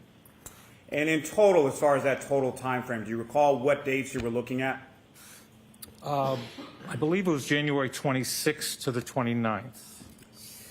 And during that time frame, was there a significant storm forecast for that time period? Oh, yes. And what was the forecast for? Well, the forecast for the first couple of days was dry and very cold to bitterly cold. As we got closer to the 28th and 29th, we were looking at a storm coming in from the west and strengthening along the mid-Atlantic coastline. And we issued warnings, again, 2 to 3 days ahead of time to let our clients know that this was going to be a significant winter storm. And specifically with the storm, what was the timing associated with that forecast as far as when would the storm begin? We expected the storm, the snowfall, and the increase in wind to begin very late Friday evening, the 28th, with light to very light snow, and then to increase in intensity, especially later in the morning and through the late morning and midday of the 29th. Now, from a scientific perspective, what is a blizzard? A blizzard technically requires a great reduction in visibility. It doesn't even have to be snowing, either falling or blowing snow, visibility a quarter mile or less, with winds of 35 miles an hour, either sustained or frequent gusts for 3 hours or more. Now, did this particular storm meet that criteria? The storm did, absolutely, for Boston and much of the greater Boston area, including in Canton at the Blue Hill Observatory. However, not every spot had all of those criteria during the entire time period that the snow was falling. Now, how significant a storm actually occurred, not taking away from your forecast, but actually occurred during that time frame? This was the biggest January storm in history, with 27 inches of snowfall. And it snowed heavily for several hours, visibility under a quarter of a mile. And the temperature was dropping during that time, and the winds were gusting frequently to 40 and 50 miles an hour in this area. Now, that data that you looked at from that time frame of January 26th through the 29th of 2022, what types of data specifically did you look, or actually, we'll get to specifics in a moment. What data in general terms did you look at in your analysis? 3 locations, the Blue Hill Observatory, which is the oldest continuously operating weather observatory in North America, close by, Boston, which is a first order weather station at Logan Airport, and Norwood Airport, which is a mile away. And those were the 3 locations. I was considering the surface observations from those locations, also considered other types of observational data. I mentioned the radar data, so the National Oceanic and Atmospheric Administration maintains a NEXRAD NOAA database. And third was the National Operational Hydrologic Remote Sensing Center, which categorizes snowfall and snow depth. So those 3 different types of data at those 3 different locations. Now, when you talk about the Blue Hills Observatory being the oldest in the country, how old is it? It was established by Abbott Roch, who left his family home at 5 Commonwealth Avenue in Boston and built this really strange little structure at the top of Great Blue Hill on February 1st of 1885. And do you know how far away from 34 Fairview Road that Blue Hills Observatory is? Yes, I do. If you don't mind me consulting my note for a moment.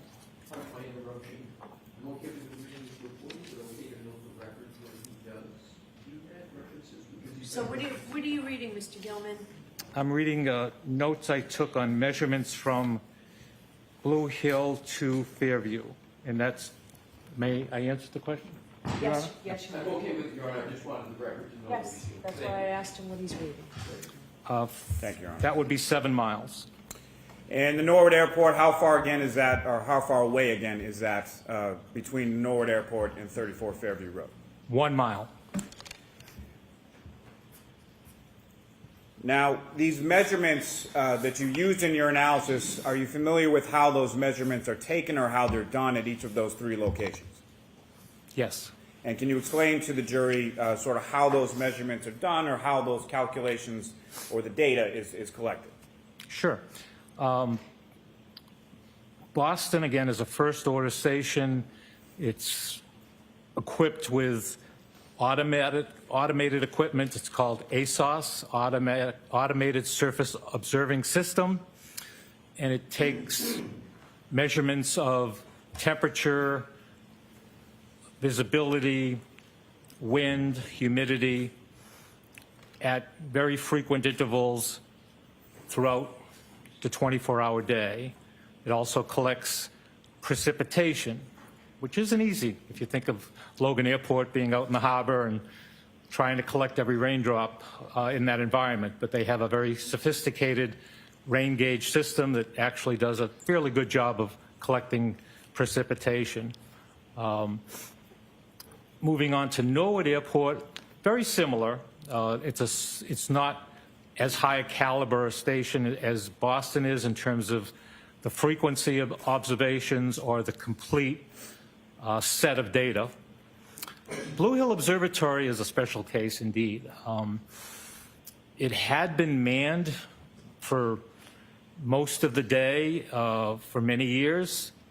The former observer is still alive and well in Hingham, Bob Skilling. For the last several years, 10, 15 years or so, it was an ASOS system that I just mentioned, but in recent years that was cut back. So there are observers that are there and they take observations when they're there, and they take automated observations otherwise and take a record of that. But it's not on the, for instance, the FAA network, Federal Aviation Administration. Weather data, of course, is extremely critical to aviation, and they have a network of weather data. The Blue Hill Observatory currently is not on that network. Now, how the data is collected or calculated at each of those respective facilities, is that how it's standardly collected within the industry? Yes. And is it a routine both in your practice and in your meteorological industry as a whole, relying on that type of data and the way it's collected? Yes, there are standards established. I'm a member of the American Meteorological Society, the Professional Society of Meteorologists, and there are standards that are established on taking weather measurements. Now, may I approach, Your Honor? Yes.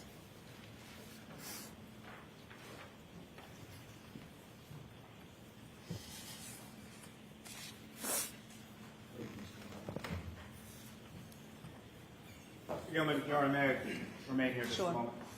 Mr. Gilman, I'm handing you a series of, I believe, about 6-page documents. You recognize that? Yes. Back a little bit more so the jurors can see the witness, please.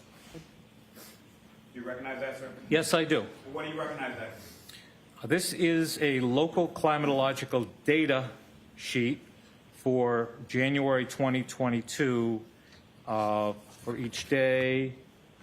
And I believe there's, as I look through it, hourly reports of weather observations, especially for January 29th at Norwood Airport. And this is published by the U.S. Department of Commerce, NOAA, the National Environmental Satellite Data and Information Service. And at least in part, is that the data that you were testifying about before, as far as the data that you relied upon in your study here? It's one element, that's right. And again, I put a lot of strength to this data because it is in such proximity to Canton, to the location we're concerned about. Your Honor, the Commonwealth seeks to introduce and admit as the next exhibit.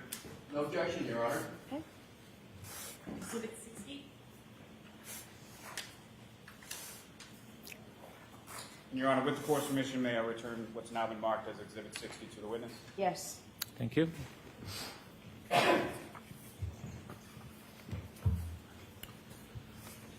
So, Mr. Gilman, starting with snow accumulation, during the period that you were looking at, what is it that you found? The snow began to accumulate during this winter storm. And by the way, I think I can use the term nor'easter, blizzard, bombogenesis, bomb cyclone, winter storm, all referring to the storm event of the 28th, mostly the 29th. The first snowfall began late in the evening on the 28th, and continued into the 29th. Just starting with that snapshot of the evening of the 28th, how much snow accumulated on the 28th before turning the page to the 29th? Very little. Enough to track a cat, 0.2 of an inch. Now, with reference to the 29th, were you able to determine from that data sort of the hourly snowfall as it came down? Yes, as the hourly precipitation data, temperature, and other information was reported, I was able to analyze it each step of the way as the storm progressed. And from your analysis, sir, could you describe to the jury, sort of going bit by bit, what was that hourly snowfall for the 29th? As I said in the report, it's estimated that as it began, it was on the order of 0.3 of an inch an hour on the 29th until 1 o'clock, and it stayed in that light range. And anything under an inch an hour of accumulation is termed light snowfall.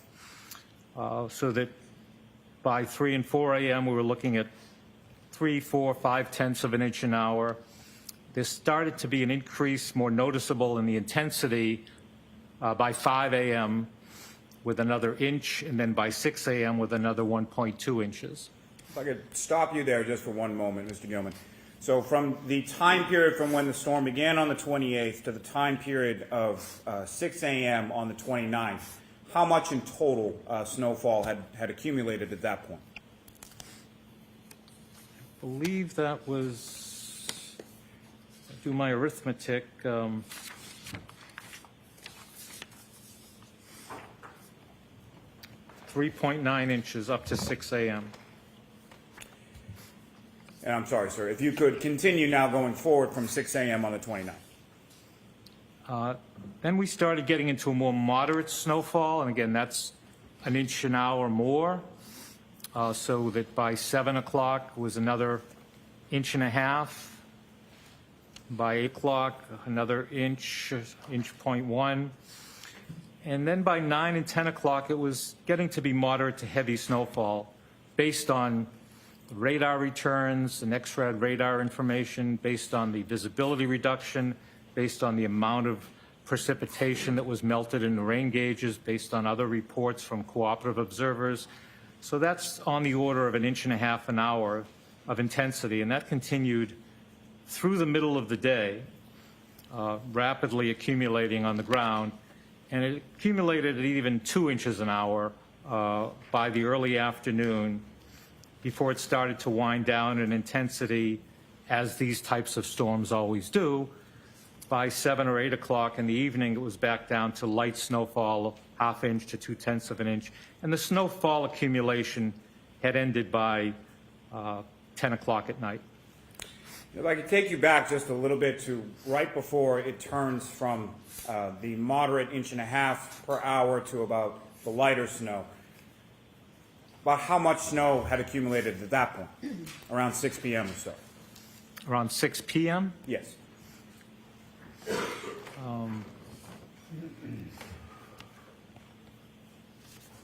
Well, again, I'm just going to do the arithmetic of subtracting the snowfall after 6 p.m., which was 1.3 inches from the total, which was 23.8.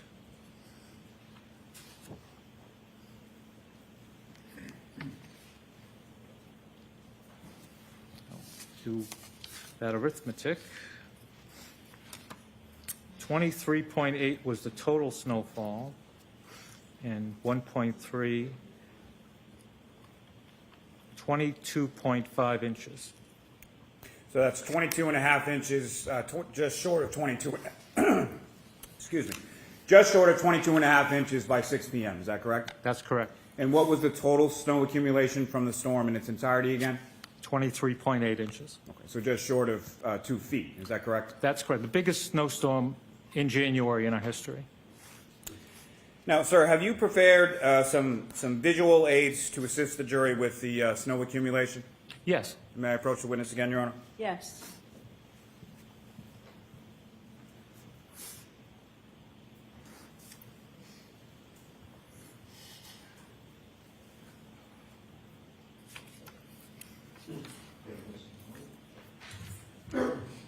Gilman showing you 3 documents. Just ask you to look at those. We're helping you finish.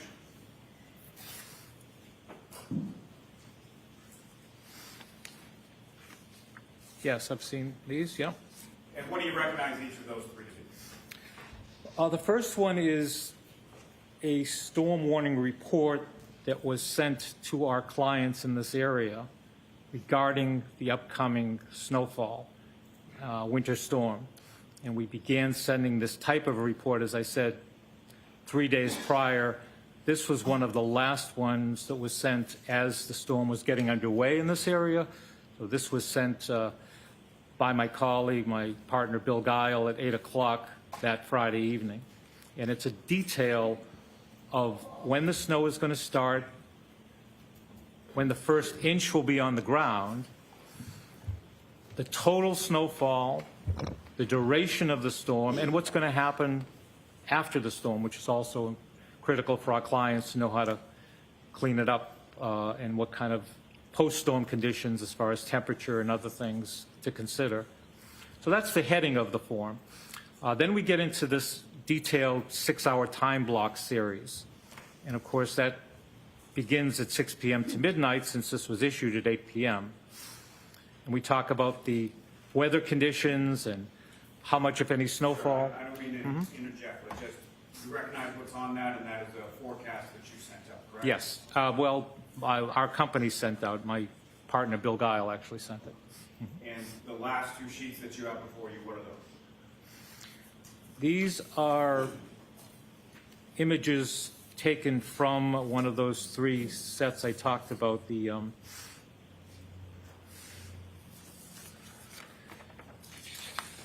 a second. The data set from NOAA, the National Operational Hydrologic Remote Sensing Center, and it's a image of snow depth or snow on the ground at 2 times on January 29th. The first time is 1 a.m. and the second time is 7 a.m. And it's a map of Greater Boston down to the South Shore into northwestern Rhode Island. Yes. Almost introduce in minutes the next 3 exhibits. No objection, Your Honor. Great, thank you.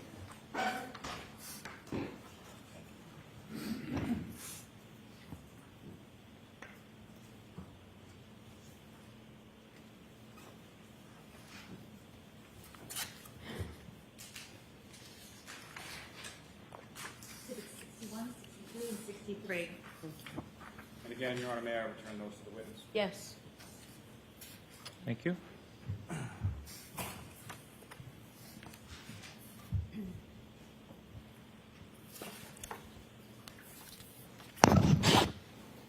Now, Mr. Gilman, what is the difference between a forecast versus a report of actual conditions or weather measurables? As defined, a forecast is your best estimate based on science and data available of how the future is going to play out in terms of weather, the amount of snowfall, the temperature, the observed data. And I often make the distinction between soup and sandwich. Weather and forecast always seem to go together, but there actually is weather, and that's separate from what the forecast is, and there's always some small distinction. Lately, we've been getting pretty good at getting accurate weather forecasting done, but it is the actual weather that's measured. How much snow is on the ground, how much snow fell, what the wind speed was during any given period, temperature, those kind of elements that actually occurred. Your Honor, with the court's permission, may I publish to the jury on the screen a copy of the forecasting document? Okay. Ms. Gilman, if you could.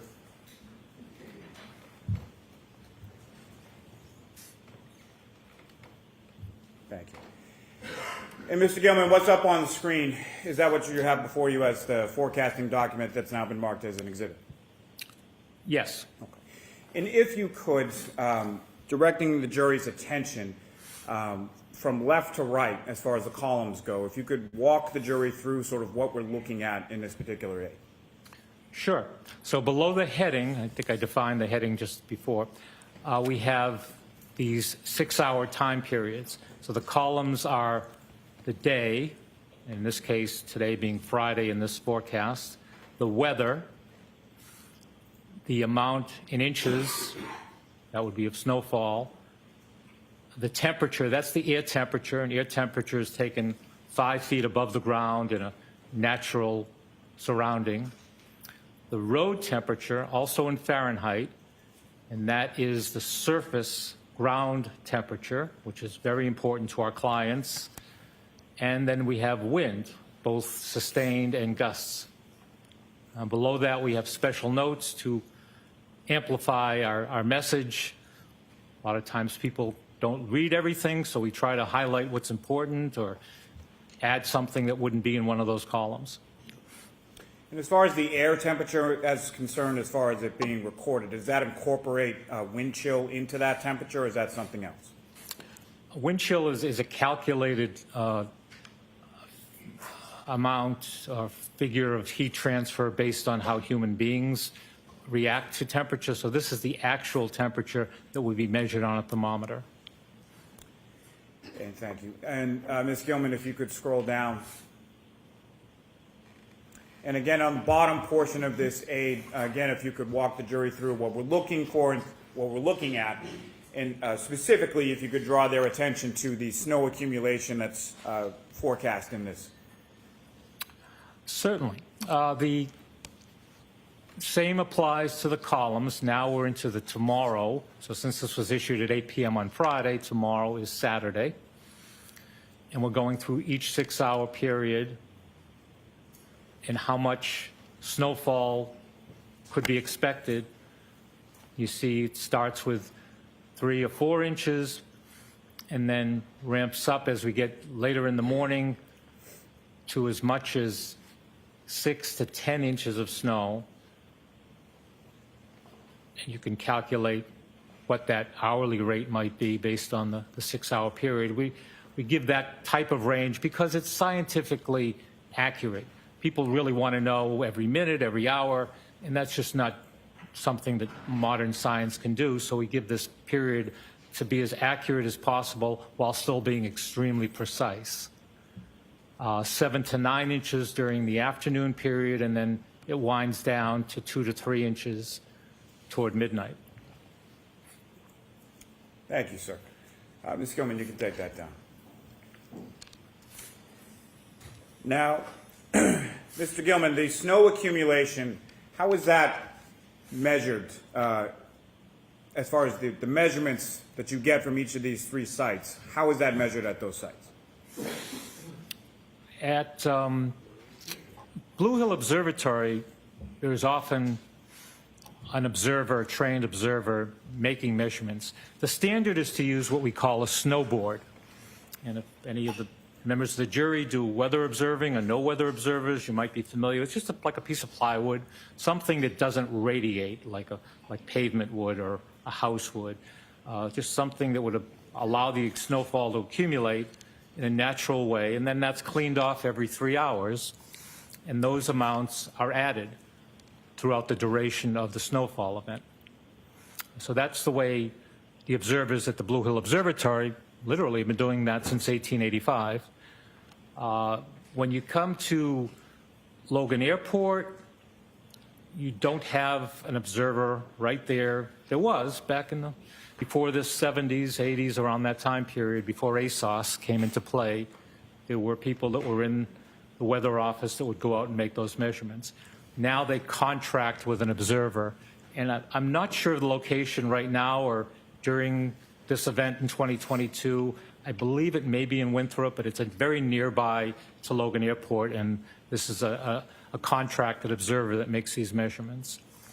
At Norwood, there is no snowfall measurement made right at that location.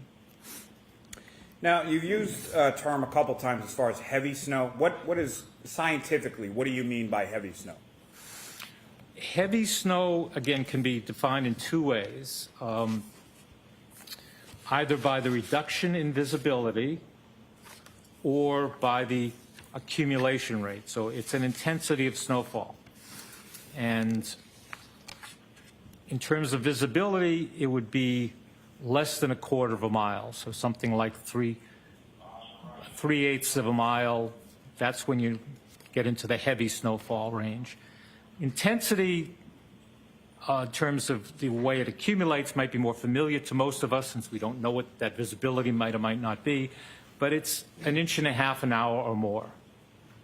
It's not something that you want to be driving in, or very hazardous and big impact on a lot of our activity. Now, what is the scientific definition of whiteout conditions? I don't know if there's a scientific explanation, but it's a good term that is used quite a bit, and it would be heavy snowfall. Again, snowfall can reduce visibility to near zero, even below 3/8 of a mile. You may be getting 2 inches of accumulation, 3 inches per hour. When you have a very convective, energetic storm, like a thunder snow event, a lot of upward motion in the atmosphere, you could get 4, even 5 inches of snowfall per hour, and that certainly would be termed whiteout. I think it has a lot to do with the fact that we drive a lot these days, that people are familiar with limitations to being able to drive a car. And if you're driving along, the windshields are going, wipers are going at maximum speed, and you just can't make out anything on the horizon or the car in front of you, you say it's whiteout conditions. That's the way it's reported. And did each of those, as far as heavy snow and whiteout conditions, occur in this storm? Heavy snow definitely occurred in this storm. I've heard it referred to as whiteout conditions, and it's somewhat in the eye of the beholder, but I would say yes, whiteout conditions did occur. Now, turning your attention, Mr. Gilman, now to the topic of visibility. Can you describe to the jury what your understanding of that term is as it applies to what you do? Well, visibility is just the reduction of how far you can see based on some weather element, as long as we're talking about weather. So haze can reduce visibility, fog, different types of precipitation, smoke can reduce visibility in the atmosphere. But in terms of snowfall, the heavier the intensity of the snowfall, the lower the visibility. And so from a meteorological standpoint, how is that measured? Well, it's measured in miles, or quarters of a mile, which is the standard here in the United States. And you sometimes see it in 1/8 of a mile, but generally with these automated systems, it would be 3/4 of a mile or 1/2 a mile, or as the snow intensity lightened up quite a bit, it may go up to 7 miles. I've seen snow falling at 10, even 11-mile visibility, which you'd hardly notice if you were out. That's not much of a reduction in visibility, but it can come all the way down to near zero. And what was the lowest, if you know, the lowest recorded measurement as far as visibility as it pertained to this storm? I would base that on the Norwood Airport because it was, especially in this immediate area, and they do a good job of measuring visibility, and that came down to 1/4 of a mile at the airport. It certainly may have been lower than that at times, but was on the order of 1/4 to perhaps as low as 3/8 of a mile or 1/8 of a mile between observations. Now, sir, if I could turn your attention to the topic of temperature. How is temperature measured in your analysis as far as the data that you have? Temperature is measured with a thermometer, and there are different types. We depend heavily on electronic thermometers now that measure the amount of heat in the air, and we get a reading, and we generally use that reading as the air temperature. Now, what is the difference between air temperature and road temperature? Again, air temperature, the standard is the temperature of the atmosphere 5 feet above the ground in a well-ventilated natural surroundings. Road temperature or ground temperature is actually at the surface, so it's out beyond the atmosphere, right at the surface of the ground.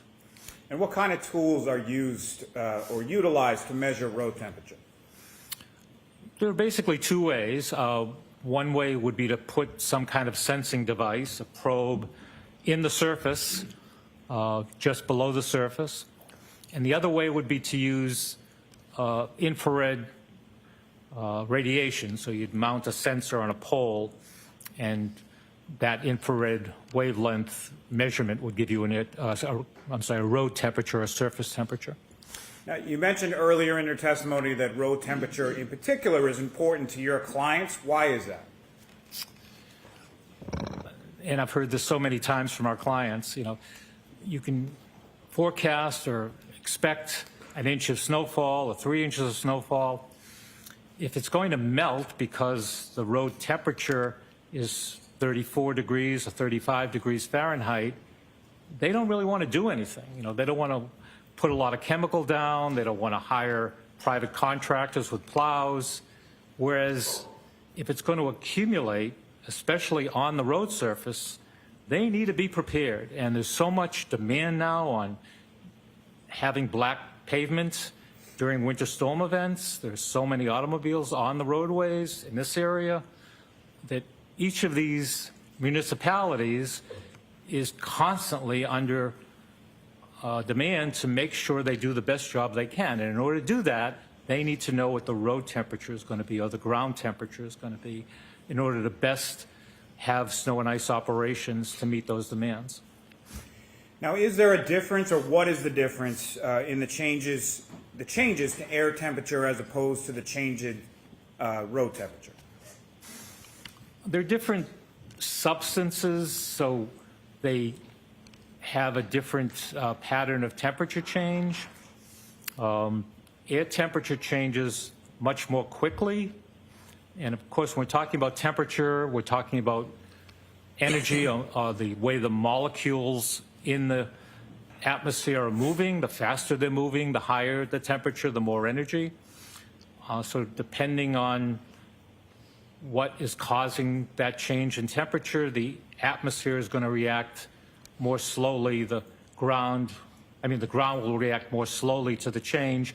The atmosphere will react pretty quickly and much faster. Now, in your analysis here, what time frame again were you using, or were you measuring the temperature across?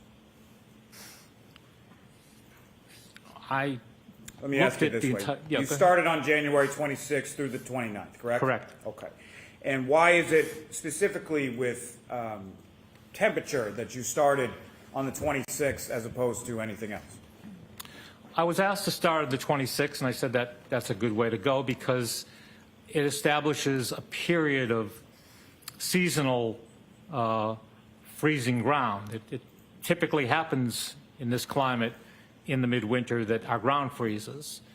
So if you look a few days before, you get a good sense if that was the case. I mean, there have been winters, there have been months of January in recent years that we've reached 60, even 70 degrees, and nothing is going to be frozen during that time. This was not the case in late January of 2022. It was an unusually cold period, and it was important to record that. Now, can you describe to the jury or lay out for the jury the temperature readings throughout that period of time that you analyzed? Yes. I'll start with the 26th and just go without going through more than just a day high and low. A high of 28, a low of 12.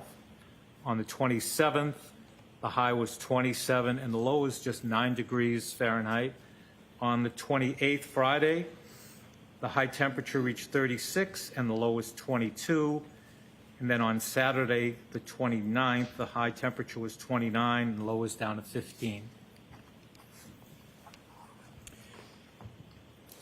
Now, sir, if I could ask you specifically within that time period, a specific time period of approximately 1:30 a.m. on the 29th through 5 a.m. on the 29th, what does the data demonstrate with respect to the air temperature during that period?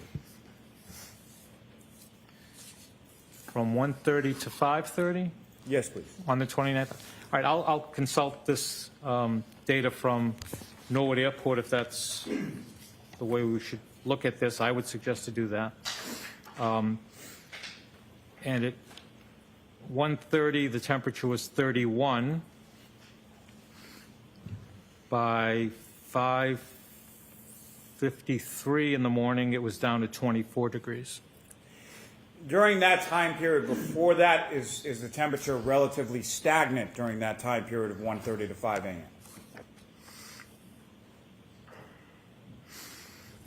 Before that time? During that time. Oh, during the early part of the time, and again, this is right at Norwood Airport. It might have been a little bit colder in Canton. It certainly was colder at the Blue Hill Observatory, but I don't have a lot of that, so I'm using this. Sure. So based on this, it was pretty steady through around 2 in the morning. And then because of the nature of this type of storm, it's deepening rapidly. It's low pressure offshore. So the wind tends to back from the northeast to the north-northeast to the north. And that backing wind starts to draw air rather than from the Gulf of Maine, the Atlantic Ocean, the harbor, more from northern New England and Quebec. So that's a tendency of all of these winter storms to tend to get colder as the storm intensifies. And that's what we see starting to happen as you get toward 2:30 in the morning, and especially 4:30, it's down to 28, 26, and then down to 24 degrees just before 6 in the morning. And that temperature sort of fluctuation or lack thereof, is that consistent with what you would expect in this type of storm? It's exactly what I would expect, and this is a classic winter nor'easter, and that temperature drop is part of that. Mm-hmm. And lastly, sir, if I could just take you back to the road temperature you were talking about before. How would you describe the temperature readings generally from the 26th through the 29th as far as what type of temperatures were recorded during that time frame that you just testified about? As I said, it's the coldest time of the year anyway, in late January, here in the Boston area around Canton, midwinter. And this particular year, 2022, it was colder than normal. So road temperatures were dropping much of the time. They may have come up a little bit during the course of the day, thanks to sunshine during the 26th and 27th. A little moderation in the temperature on the 28th, but for the most part, there was a frost in the ground, the soil was frozen, and the temperature was unusually cold at the middle of winter. And what impact would that have on the hardness of the ground over that time period? Well, again, the ground was frozen, the soil was frozen, and the surface of the ground was frozen. And it would have made the ground impenetrable, that hard, you know, as hard as too difficult. You wouldn't be able to dig in the ground. Thank you very much, sir. I have nothing further on. All right, Mr. Lessie? May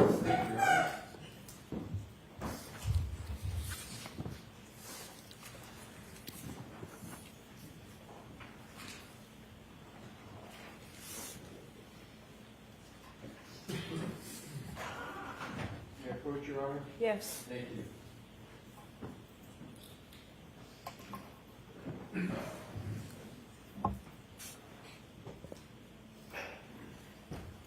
Show Mr. Lally, please.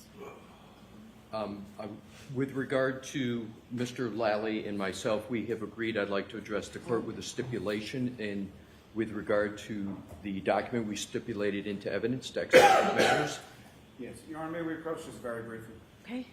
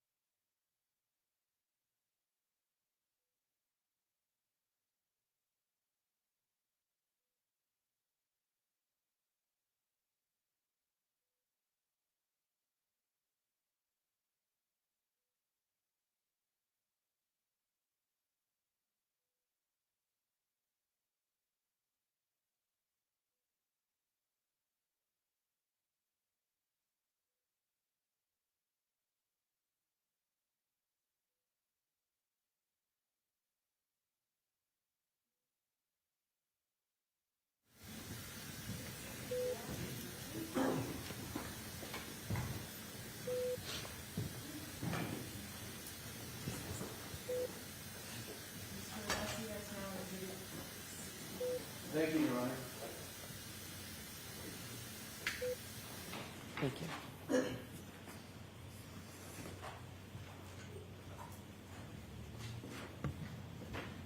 May I, Your Honor? Yes. Good afternoon, Mr. Gilman, and congratulations on your career up to this point. Thank you. Good I had afternoon, some- almost. Pardon me? Good afternoon, almost. I have some questions for you, if I could, please. You covered a bunch of topics on your direct examination, and I wanted to confirm some of them. As a meteorologist, you indicated that you look at a variety of areas under the larger umbrella of weather, correct? Correct. And one of those areas is snow accumulation. Correct. Another area is visibility, correct? Correct. Do you have a general understanding about what this case is about? Let me ask it this way. As regards weather conditions, are you familiar with an address of 34 Fairview Road in Canton, New York? Yes. And have you ever been to 34 Fairview, Canton, New York?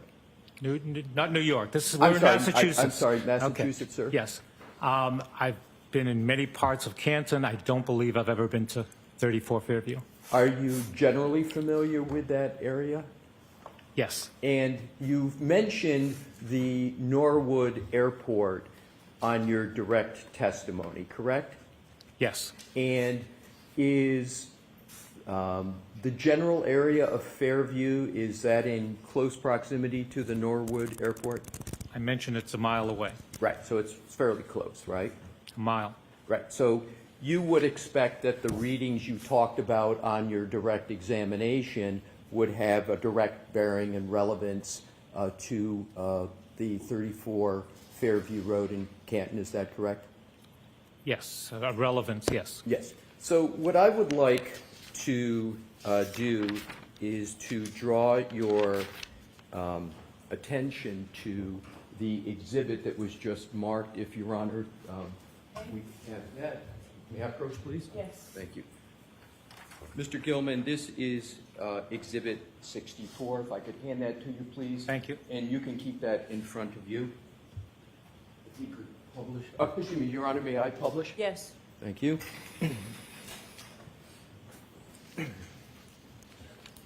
If you could enlarge, just, no, not the whole thing, just the chart up above, and make that as large as you could for the jury, please. That is very good. Thank you. You see where we are. And Mr. Goodman, you can either look on the screen or look on the document, whichever is best for you. Thank you. You're welcome. So let's start with the top, which is estimated hourly snowfall ending at. This is for January 29th, 2022, correct? Yes. And what does not appear on this chart, but I want to make sure I can get this as accurate as possible, would it be appropriate to, before 1 a.m., to add a 0.2 for what you mentioned on direct for midnight? You mentioned there was a little bit starting, and there was a 0.2. Is that correct? Did I hear that correct? If you want to get the total for the snowfall event, yes. Okay, so we'll just have, if you will, an imaginary 0.2 up at the top. And what I'm going to do, sir, is I'm going to go through the hourly snowfall, because there are times that you have on your chart that are relevant in this matter. So let's start with, and just do it chronologically by time. And what I'm going to ask you to do is to do a little bit of math as we go through. If you need a calculator, I think it's going to be fairly straightforward math for someone with your skills, but take your time when we get through it. So we start at midnight, and you mentioned the concept of visibility on your direct examination, correct? Yes. And I believe you said on your direct examination that at midnight there was, quote, very little snow precipitation. Is that correct? I believe I said there was very little snow on the ground. Very little snow on the ground, and I think you used the phrase "track a cat." Enough to track a cat, exactly. Right. So enough to track a cat, but a fairly small amount, correct? I don't know how to define it any better than enough to track a cat. Very good, sir. I'll go with track a cat. That's the smallest amount as you can get. And again, that would be on a natural surface, not necessarily on pavement. Right. And what would the variation be, if at all, on pavement? Oh, a lot of factors would come into play. Most importantly, since this was a forecasted storm event, the town may have pre-treated the road. That lowers the freezing point of the precipitation. So it would, even if it was 25 degrees, it might be melting on the road. So in terms of the factor you just talked about, for example, pre-treatment, that could cause the accumulation, the numbers here to be lower than what we're seeing on the chart, correct? Definitely, correct. But there's not a scenario where it could be higher, is it, at this point? Well, there are places, especially with this kind of wind and dry, fluffy snow, that you would have drifting. Right, but with just 0.2 inches on the ground, would you expect drifting? No, Okay. Absolutely not. Right, Not unless I was a very small animal. I was going to say, tracking a cat wouldn't Yeah. seem to work very well if you've only No. got a drifting with 0.2. I thought you were asking about the larger numbers. No, sir. Good point. What I'd like to do is to just concentrate on the beginning here and midnight and 1 a.m. and then we'll progress down through. Okay? I want to snapshot it, if you will, starting at the very beginning. So we then move to 1 a.m., which is 0.3 inches. Correct? Correct.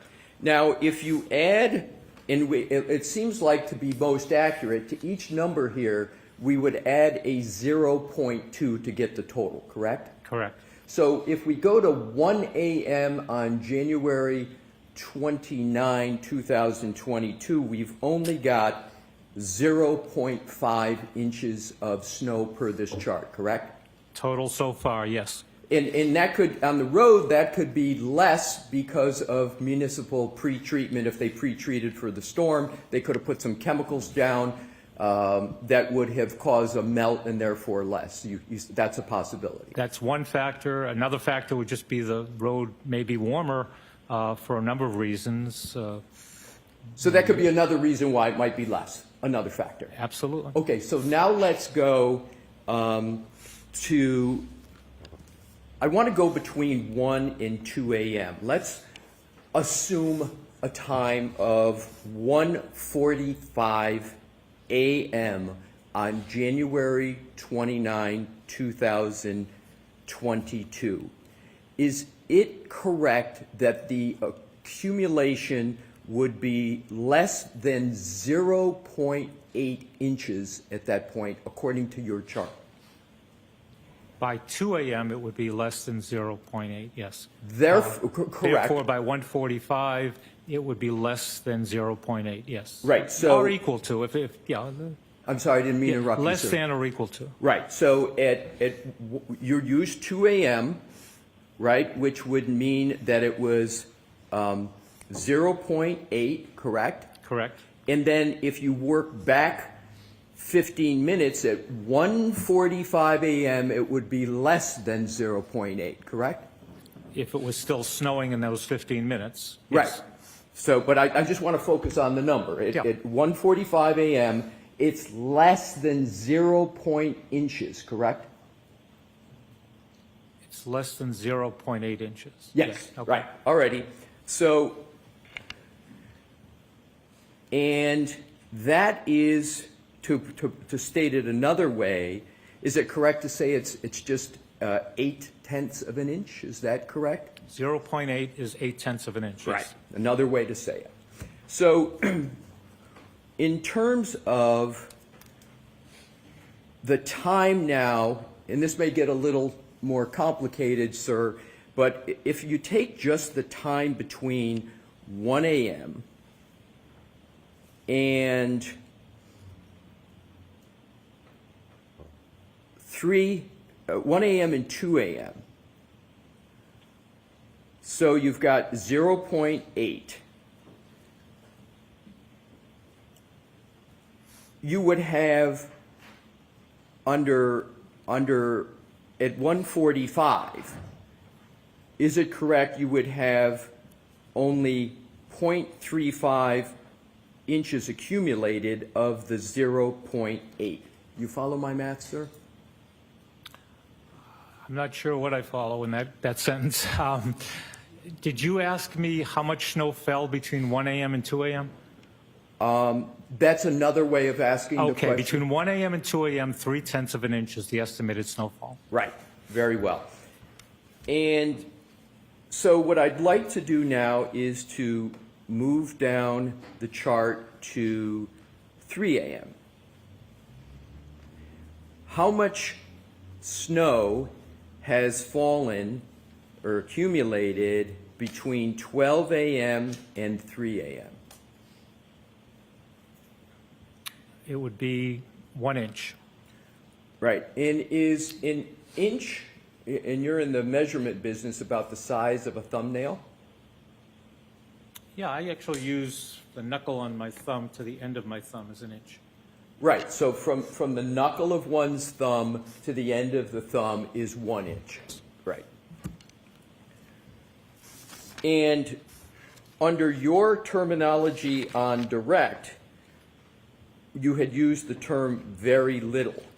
Would you consider from the knuckle to the top of the thumb very little snow? It definitely would require a comparison. 1 inch of snow has caused tremendous problems for people. Right. So I would not call it, just by the fact of 1 inch of snowfall, I would never say it's very little. No, sir, I'm sorry, maybe my question wasn't clear. I'm not talking about effects of 1 inch. I'm just talking a measurement of 1 inch. On a measurement scale, would you still consider that your phrase, track a cat, or would you be out of the track a cat? We'd be out of the track a All cat right. stage. Got it. So, but again, the 1 inch being from the knuckle to the top of the thumb. Yes. Let's now go all the way down to about another time is 3:30 a.m., which we're going to focus on now, 3:30 a.m. How much snow had accumulated by 3:30 a.m.? Well, we're going to have that inch we just talked about at length, and we're going to add the 2/10 from the previous day, the last few hours of the 28th, so we have 1.2. And now we're going to add another half an inch by 4 a.m., so somewhere less than 1.7 inches, less than or equal to. Wouldn't the number at 3:30 be 0.85 inches? You're including the snowfall from the previous day, the 2/10 of an inch? Yes. No. What would it be?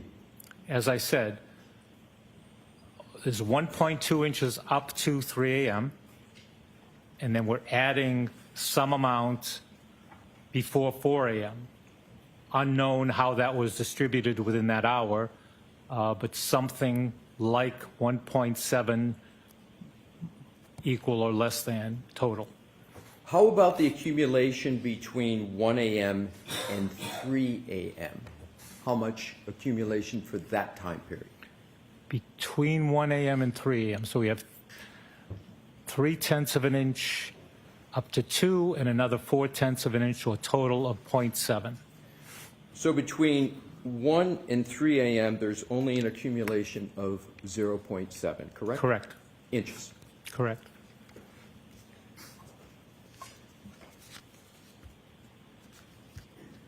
You had spoken a lot on your direct testimony about the magnitude of the storm, a variety of other measurements. But what I wanted to draw really a line at 6 a.m., which you said was an accumulation of 3.9. What I want to do is to now move on to from 7 a.m. on January 29th until noontime. And you can check my math, sir, but I get 12.5 inches total as of noon on January 29th. I can do the arithmetic if it sounds about right.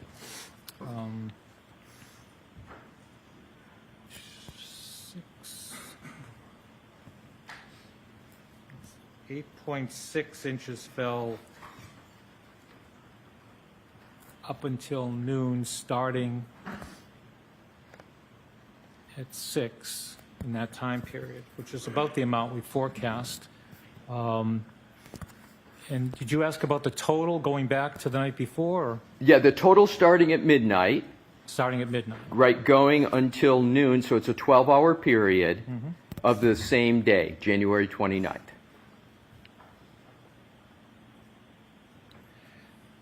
My quick calculation is 12.3 inches. Right, and then you'd add the 0.2 from midnight?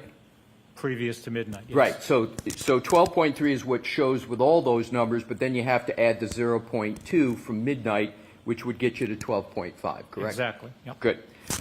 So just to summarize the first column there, all the way down from 1 a.m. to 12 p.m., at 6 a.m. we've got 3.9 inches, and then moving down to 12 p.m. we're at 12.5 inches, correct? I believe so.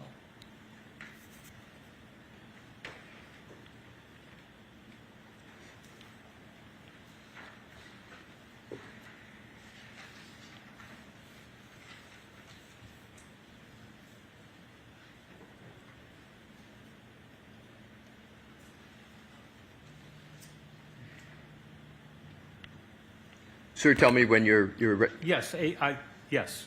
So we're in alignment with those two numbers, 3.9 inches as of 6 a.m., 12.5 inches as of 12 p.m. on January 29th, correct? Yes. Yeah, I'm sorry if I wasn't sure if you wanted me to do all the arithmetic again, but I did do that, and yes. Okay, good. Thank you. I appreciate you doing that. You talked about the concept of visibility on your direct examination. In terms of visibility, did I hear you correctly that there's a correlation between the amount of snow coming down and visibility? The intensity of the snowfall, so the amount over time and visibility, right? Right.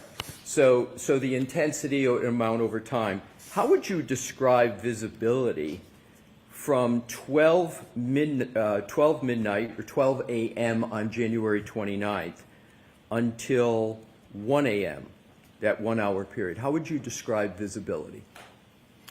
I really don't know exactly. I can look at the report from Norwood Airport. They measure the visibility. Could you do that, sir? Would that be easy enough for you to do? Do you need a light, Mr. Gilman? Do you need lights on? If we're going to do more than one, I would, but let's see if I can. Thank you, Your Honor. And we were asked about 1 a.m., is that?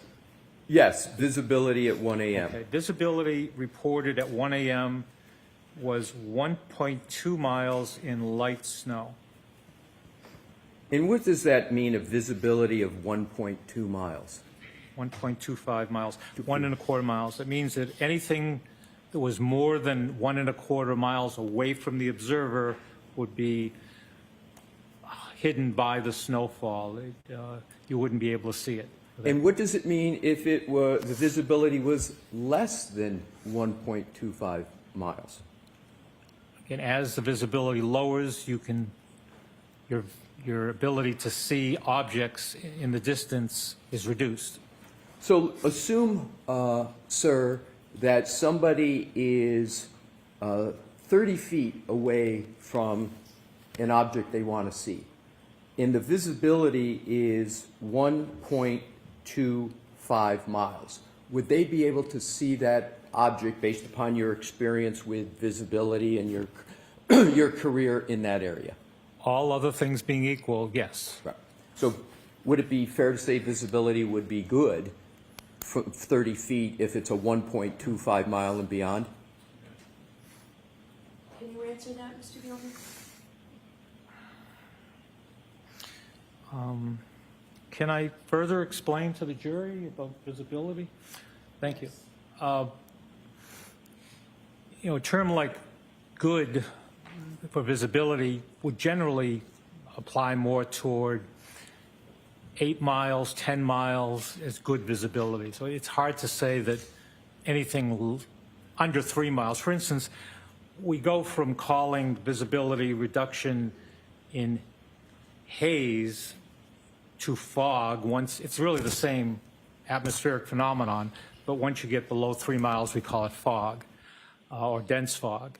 So anything below that, when you reduce visibility by fog, haze, snow below 3 miles, it's hard to call it good visibility.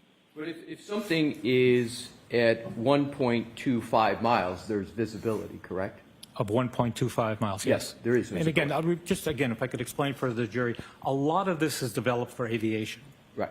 And if you're a pilot or you think about what a pilot needs to go through, that's where these terms come from.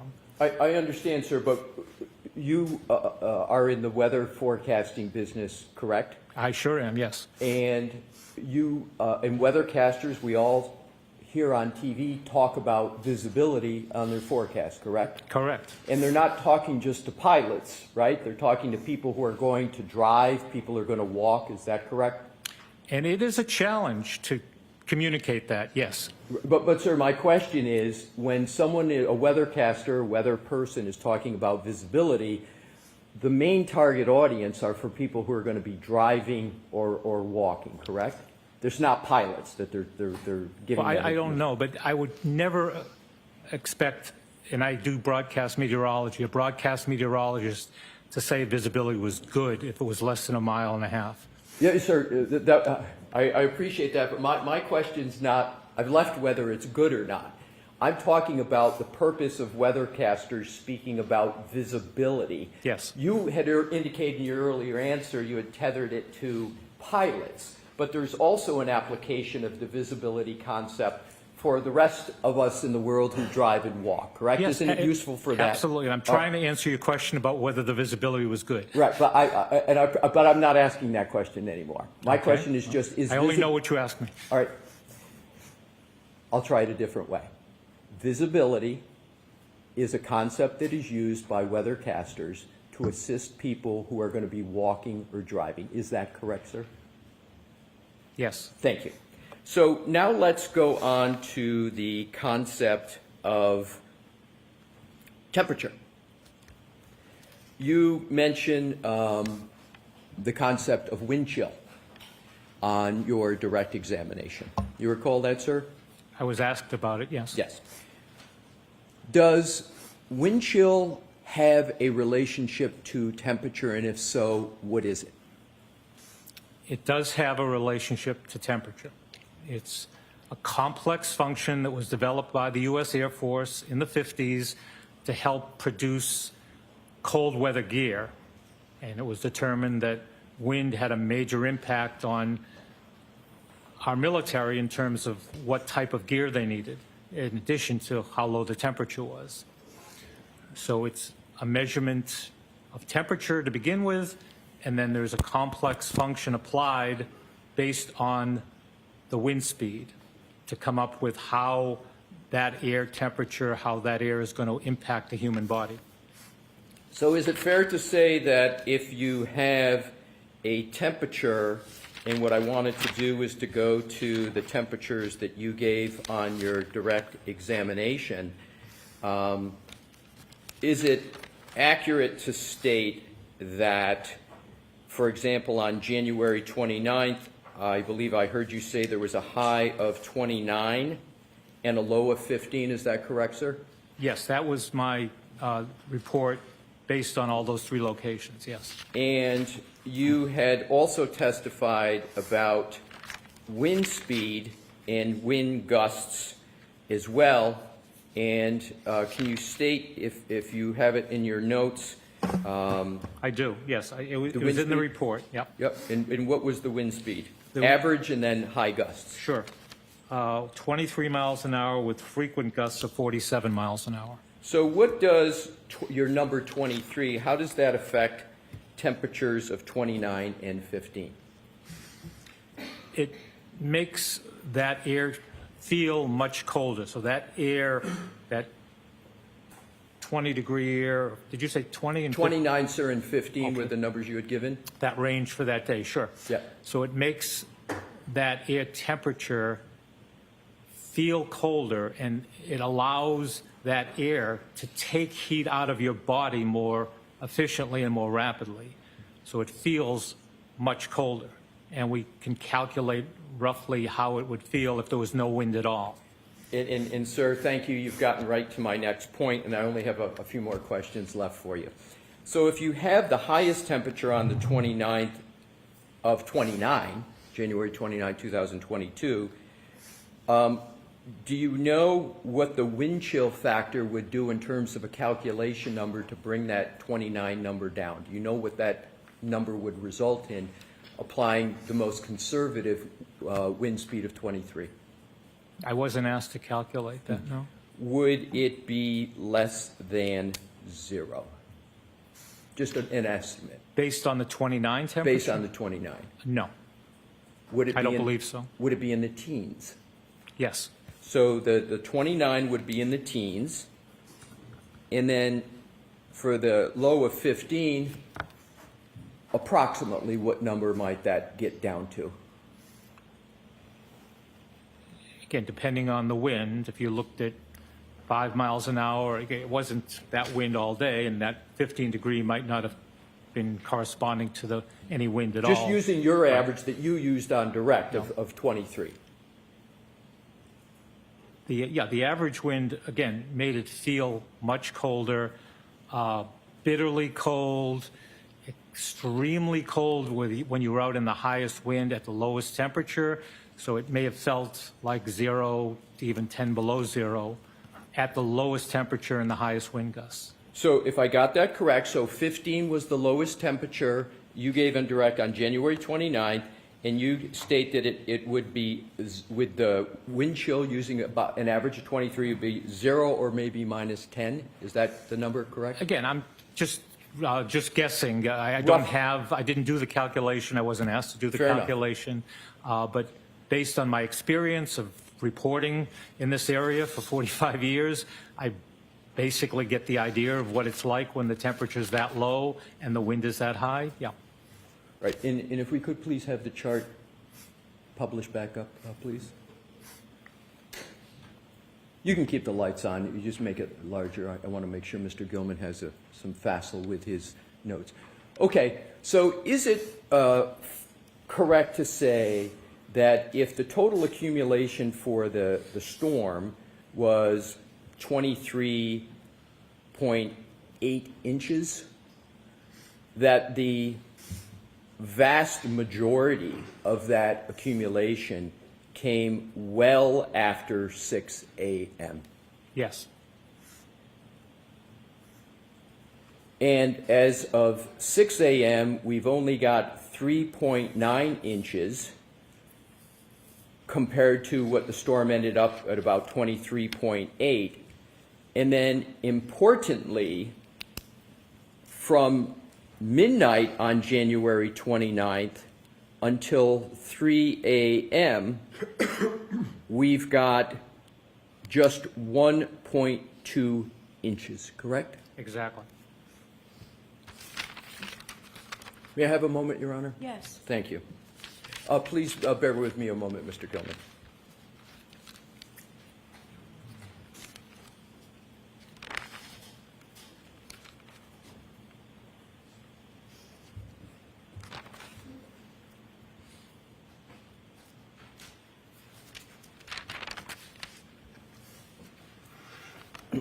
Thank you for answering my questions, Mr. Gilman. You're welcome. Anything else, Mr. Lally? Okay.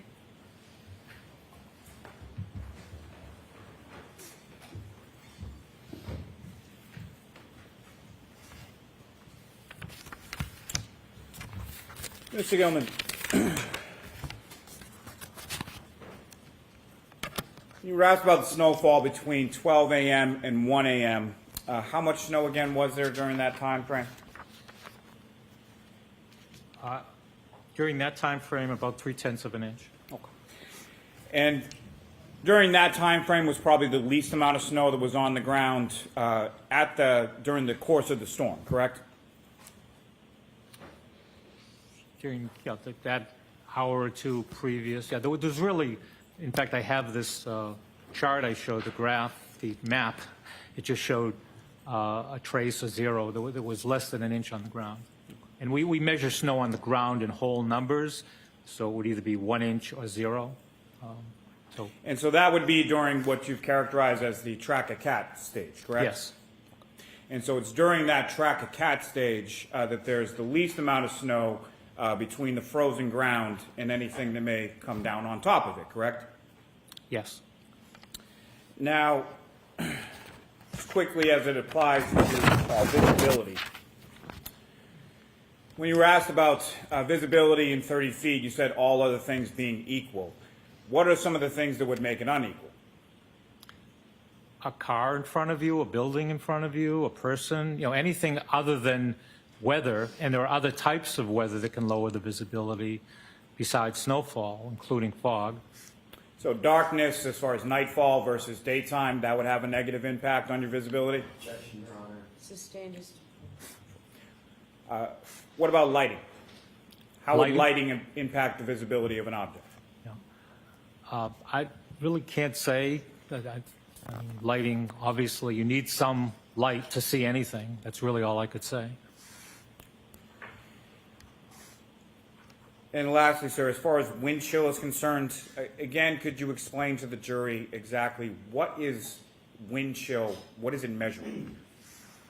Again, it was developed for the military in the 50s to help design. It was actually done here at the Natick Labs here in Massachusetts to help design cold weather gear, because prior to that time, during World War II, the Korean War, unfortunately, especially Air Force aviators were suffering. They had clothing that might have been adequate for the temperature, but because of the wind, they suffered frostbite and other ill effects. And so research was done, and the result of that was a wind chill temperature, the way it would feel to the human body based on the wind on a certain temperature. And so the wind chill is measuring the impact of how a person experiences the air temperature, correct? Exactly. I have nothing further. Thank you, sir. Anything, Mr. Lessie? No further questions, Your All Honor. right, Mr. Gilman, you are all set, sir. Thank you. You're welcome. Thank you. Do you have any the marked exhibits or identification? I have relinquished them to this nice young lady. Thank you.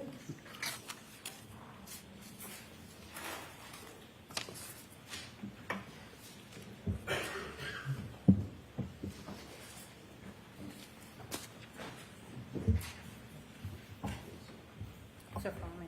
Next witness. Thank you. The Commonwealth recalls Nick Garino. Okay. Your Honor, I'll inform this will be the last recall for Mr. Garino. Thank you.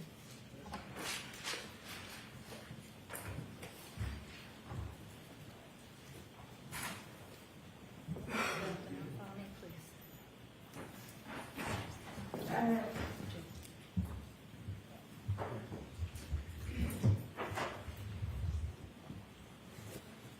You solemnly swear the evidence you give in the court and jury the case on against the truth, the whole truth, and nothing but the truth, so help you God. I do. Good afternoon. Good afternoon, Your Honor. Again, if you need to stand at any point. Thank you. I'm sorry. May I proceed? Yes. Good afternoon. Good afternoon, sir. Last time you appeared, there were a number of extraction reports that we introduced into evidence. Do you remember that? Yes, I do. And just remind us briefly what an extraction report is.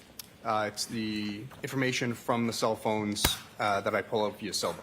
All right, so I'm just going to ask that this witness identify himself. My apologies, Your Honor. Could you please again introduce yourself to the jury, spell your last name for the record? I'm Trooper Nicholas Garino, Guarino. You would explain what an extraction report is. Yes, it's the information in the cell phones. We can create PDFs or portable cases from information, whatever is specified. An extraction report, can it be general or more narrow? Yes, it can be. I want to introduce a few more extraction reports that we didn't get to last time. Okay. In this case, did you use Mr. O'Keefe's phone to create an extraction report that included all of his calls from the 28th and the 29th of January 2022? Yes, I did. May I approach, Your Honor? Yes.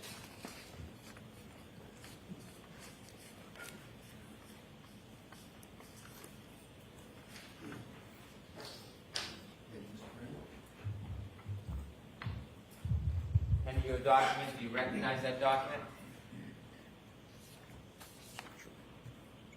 Yes, I do. And what is it? It's John O'Keefe's call logs from everyone from the 29th to the 28th. Right. I move this into evidence, please. No objection, Your Honor. Thank you. 65.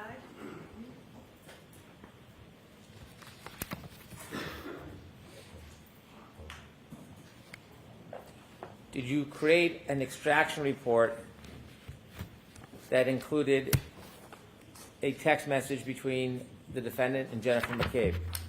Yes, I did. May I approach, Your Honor? Yes.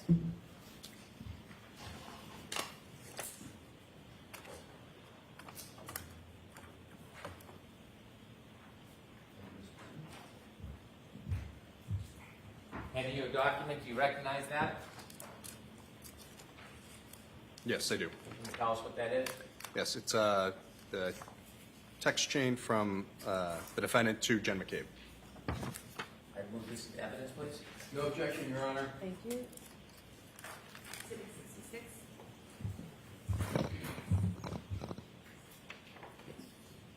One moment. Thank you. With the court's permission, could Mr. Garino read this to the jury? Okay.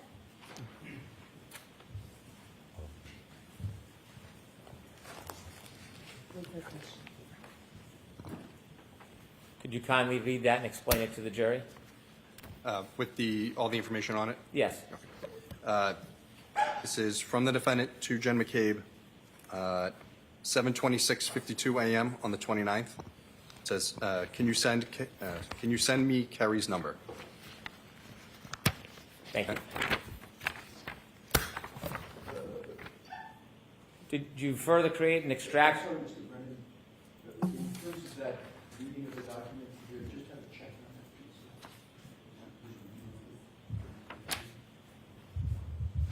Sorry. No problem.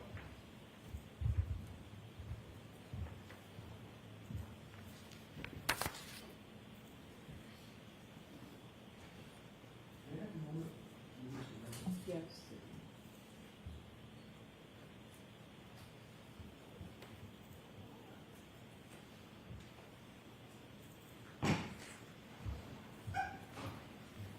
Can you review that again? Yes. And do you see who that's from? And who it's to? I'm sorry, Miss. It's from Jen McCabe to the defendant. And what does it say? Can you send me Kerry's number? What time and date? That is 7:26:52 a.m. on April 29th, 2022. Thank you. Did you do a further extraction report from John O'Keefe's phone with text messages between him and a person named Kaylee? Yes, I did. May I approach? Yes.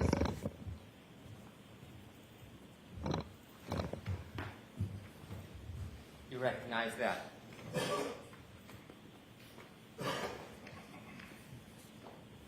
Yes. What is it? It's the text chain between John O'Keefe and Kaylee. The date? It goes. Sorry, it's kind of faded. January 28th, 2022 to January 29th, 2022. Thank you. I move this into evidence. No objection, Your Honor. Okay. Thank you. Exhibit 67.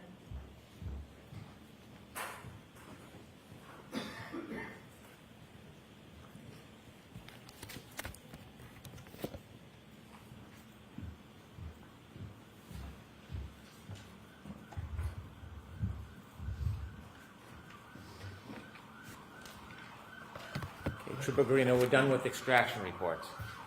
Okay. Did you have an opportunity to obtain phone messages, phone calls, and text messages between the defendant and Mr. O'Keefe?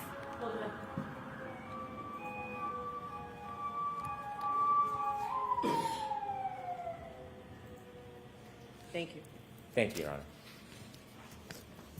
Trooper Garino, did you have an opportunity to obtain phone calls, voice messages, and text messages from the defendant to Mr. O'Keefe's phone on the evening of January 29th, 2022? Yes, I was. Where did you get the phone call records from? From John O'Keefe's phone. Where did you get the voicemails from? Also from John O'Keefe's phone. Where did you get the text messages from? From John O'Keefe's phone. Did you have an opportunity to take those phone calls, the voice messages, and the text messages and put them in a chronological order? Yes, I did. Did you include all of the phone calls, all the text messages, and all of the voicemails? Between John O'Keefe and the defendant, yes. Did you create a PowerPoint to put them in a chronological order? Yes. May I approach, Your Honor? Yes. Show Mr. Alessi. Sorry.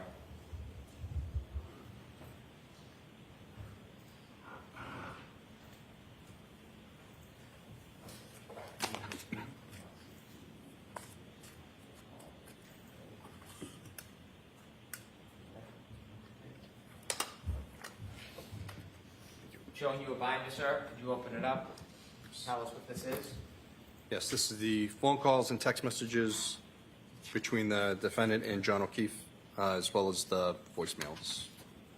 Well, Is there a package in the front of that binder? yes, there is. And what is that package? It says defendant's voicemails and on 1/29/2022. The USB thumb drive that should have those files on. Your Honor, I move this binder as the next exhibit. It would include both the PowerPoint presentation as well as a clip of the phone calls. No objection, Your Honor. Should, yes. Do you need the thumb drives?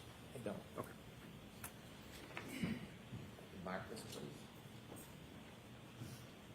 Exhibit 68. Thank you. Thank you.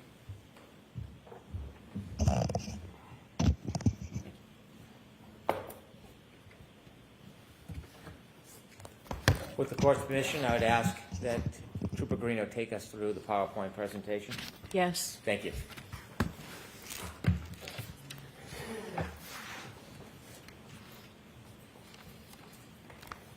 Is it okay to begin? Okay. Please. So this is the phone calls on the 29th.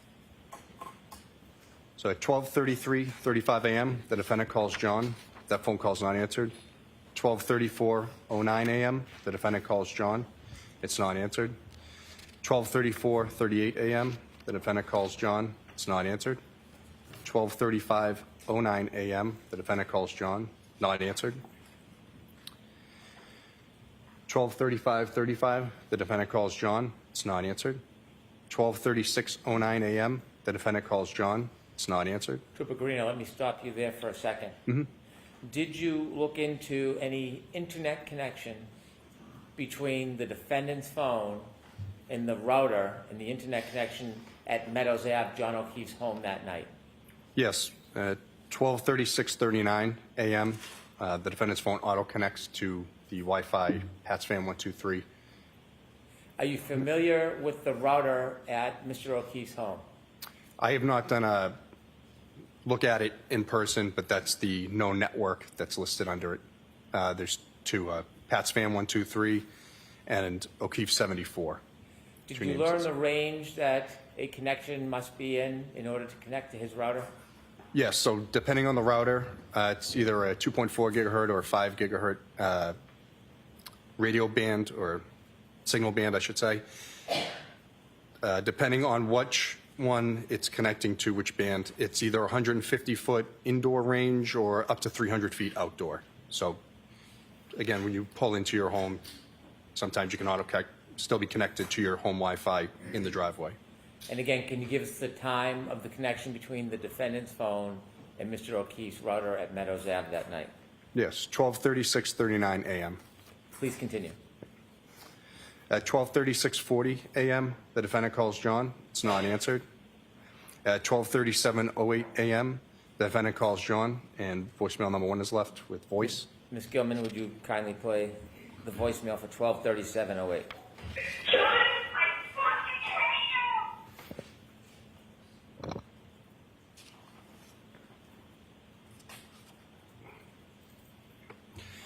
At 12:38:26 a.m., the defendant calls John. It's not answered. 12:39:03 a.m., the defendant calls John. It's not answered. 12:39:37 a.m., the defendant calls John. It's not answered. 12:40:43 a.m., the defendant calls John. It's not answered. At 12:41:35 a.m., the defendant calls John. Voicemail number 2 is left. Some beeping noises, appears to be a butt dial or accidental call. Ms. Gilman, could you play the voice message at 12:41:35?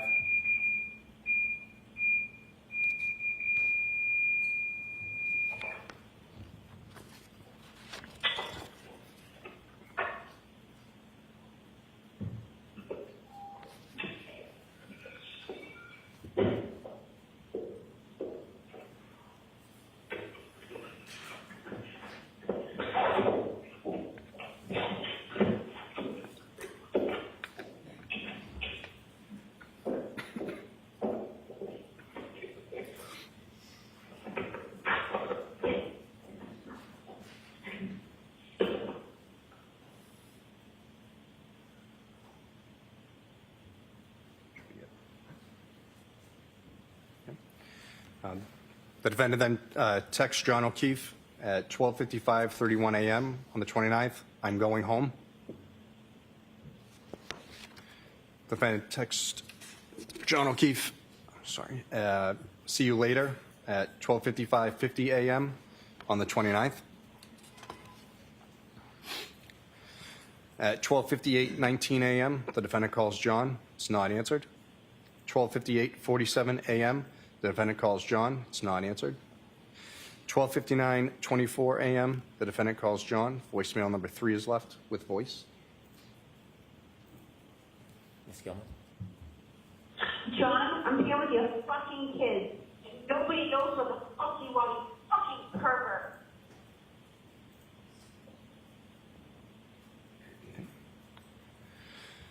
At 1 a.m. 26 seconds, the defendant calls John. It's not answered. At 1 a.m. 49 seconds, the defendant calls John. Voicemail number 4 is left. It's 1 second called, no sound. Ms. Gilman? That was it.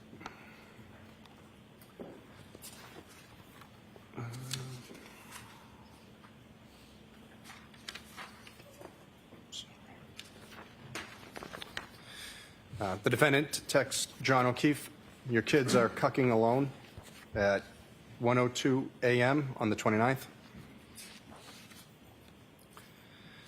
The defendant texts John O'Keefe, "I'm back in Mansfield. The kids are home alone," 1:04:14 a.m. on the 29th. At 1:10:17 a.m., the defendant calls John. Voicemail number 5 is left with voice.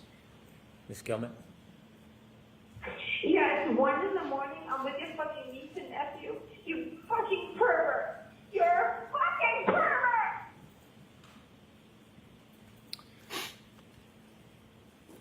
At 1:10:44 a.m., the defendant calls John. It's not answered. At 1:12:18 a.m., the defendant calls John. It's not answered. 1:12:46 a.m., the defendant calls John. It's not answered. 1:13:13 a.m., the defendant calls John. Not answered.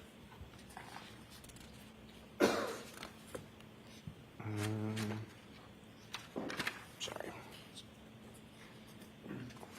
At 1:14:11 a.m., the defendant calls John. It's not answered.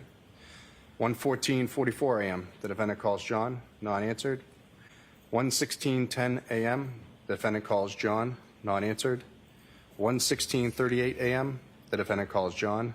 not answered. At 1:17:37 a.m., the defendant calls John. So when voicemail 6 is left with voice. Ms. Gilman? John, I'm going home. I cannot babysit your niece. I need to go home. You are fucking using me right now. You're fucking another girl. Kim's sleeping next to me. You're a fucking loser. Fuck yourself.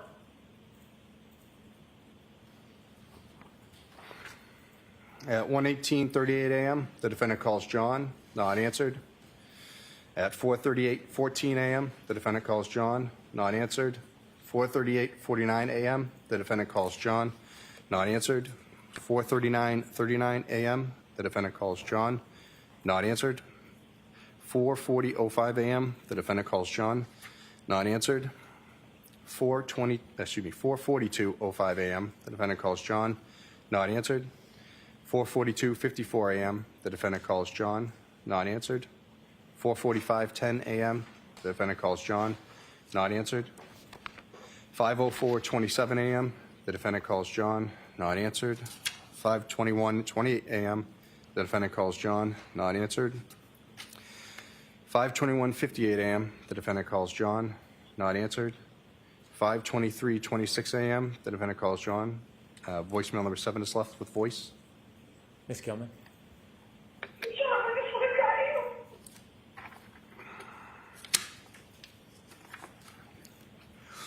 At 5:24:27 a.m., the defendant calls John, not answered. 5:25:28 a.m., the defendant calls John, not answered. 5:26:14 a.m., the defendant calls John, not answered. 5:28:16 a.m., the defendant calls John, not answered. 5:28:43 a.m., the defendant calls John, not answered. 5:29:21 a.m., the defendant calls John, not answered. 5:29:46 a.m., the defendant calls John, not answered. 5:30:15 a.m., the defendant calls John, not answered. 5:30:52 a.m., the defendant calls John, not answered. 5:31:21 a.m., the defendant calls John, not answered. 5:36:29 a.m., the defendant calls John, not answered. 6:03:02 a.m., the defendant calls John, and voicemail number 8 is left with some voice and noise and background. Ms. Gilman, could you play that, please?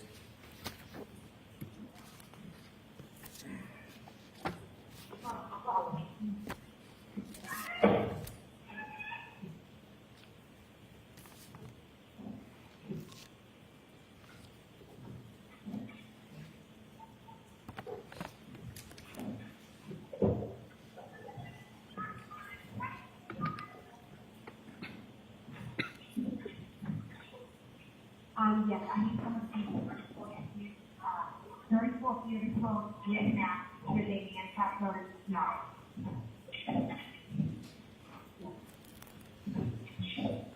Yeah.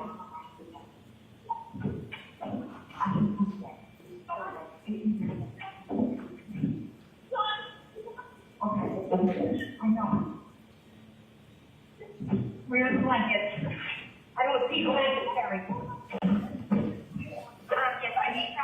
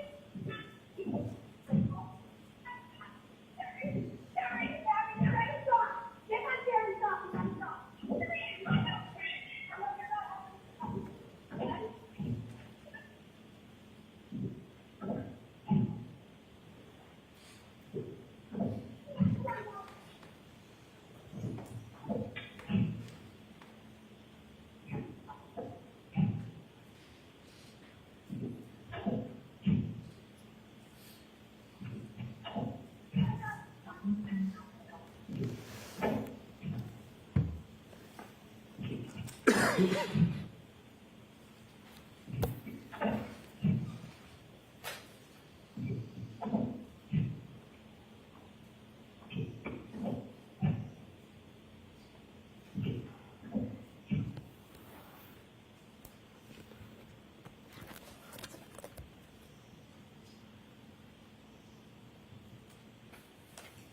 we could have the lights on, please.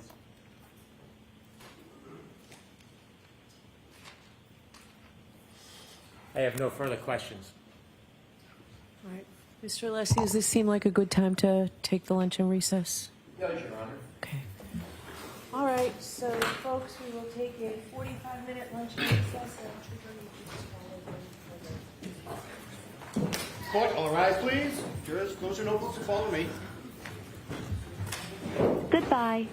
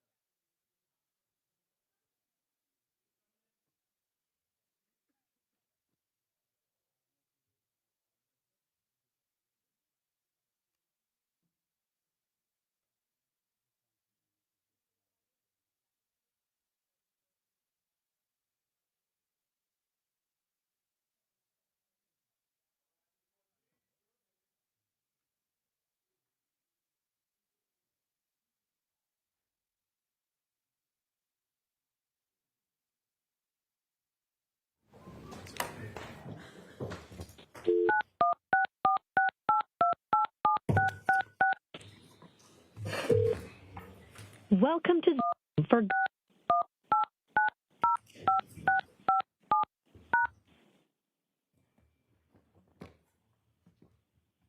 enter your participant. Please enter the meeting pass. You have joined the meeting as an attendee and will be muted throughout the meeting. For the fact of the session, you may be seated. The host would like you to unmute your microphone. You are unmuted. All right, Mr. Alessi, you all set? Thank you, Your Honor. No questions for the witness. All right, you are all set. You know. Thank you. Do you have another witness? I do. Okay. I have some other matters I'd like to introduce before Sure. that. If I may?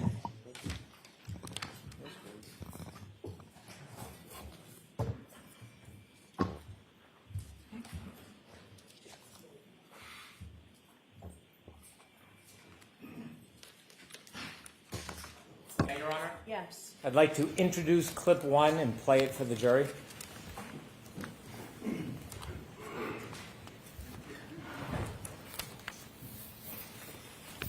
I mean, I didn't think I hit him, but could I have clipped him?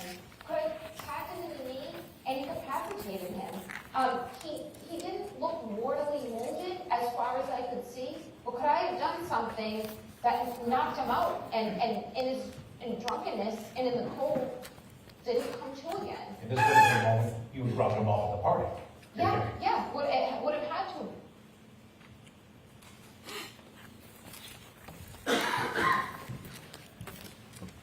Your Honor, I have keeper of record certificates I'd like to mark for identification. May I approach? Yes. Thank you. There's a series of them, Your Honor. Sure.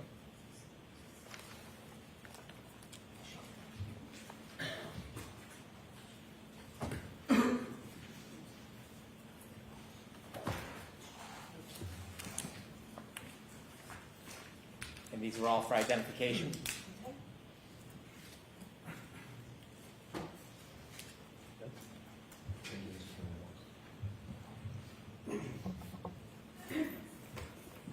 For identification.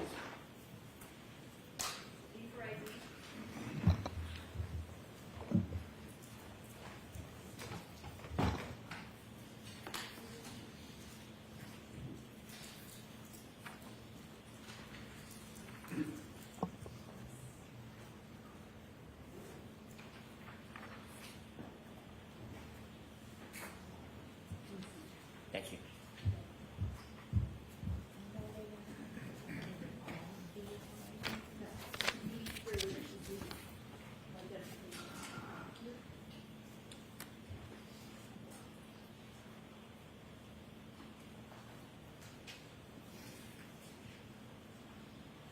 Next, I'd like to introduce as an exhibit the text messages that I read with Mrs. McCabe during her testimony. Forget it, just a moment.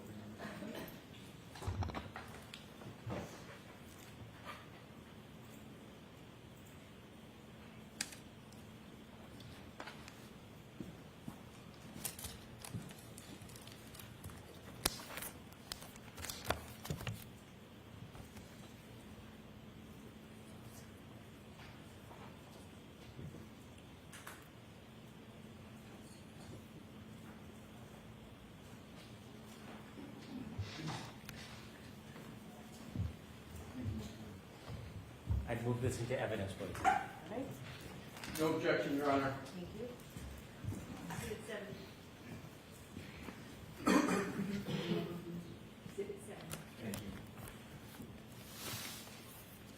Your Honor, may I call the Commonwealth's next witness? Please. Commonwealth calls Charles Ray.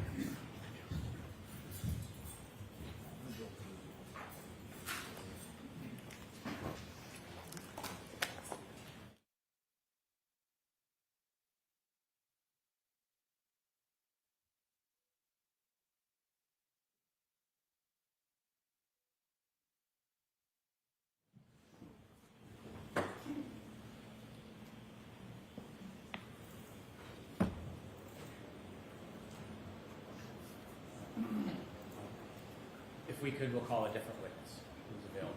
Okay. We'll call Kevin O'Hara, please. Call Kevin O'Hara.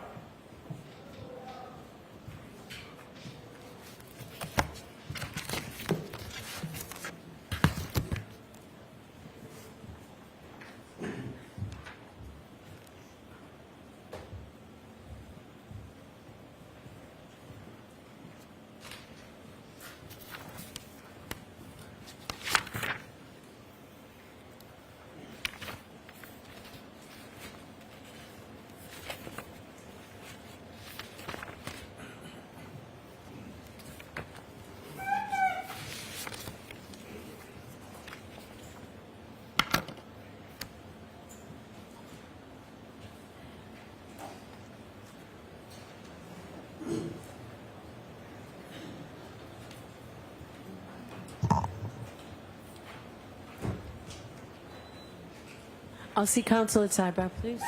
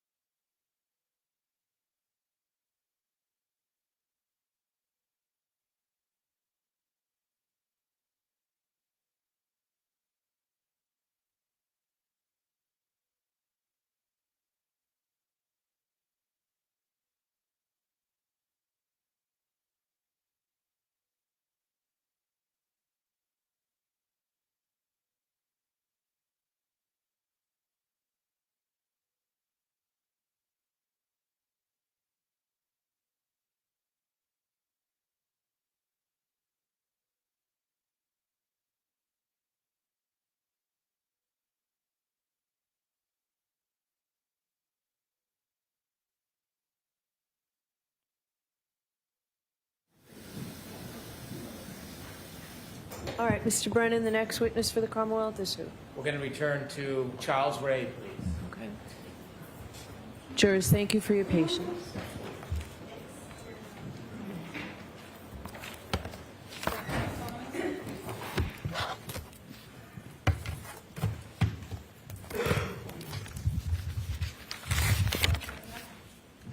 Raise your right hand, please. You solemnly swear the evidence given to the court and jury in the case now hearing is the truth, the whole truth, and nothing but the truth, so help me God. I do. Thank you.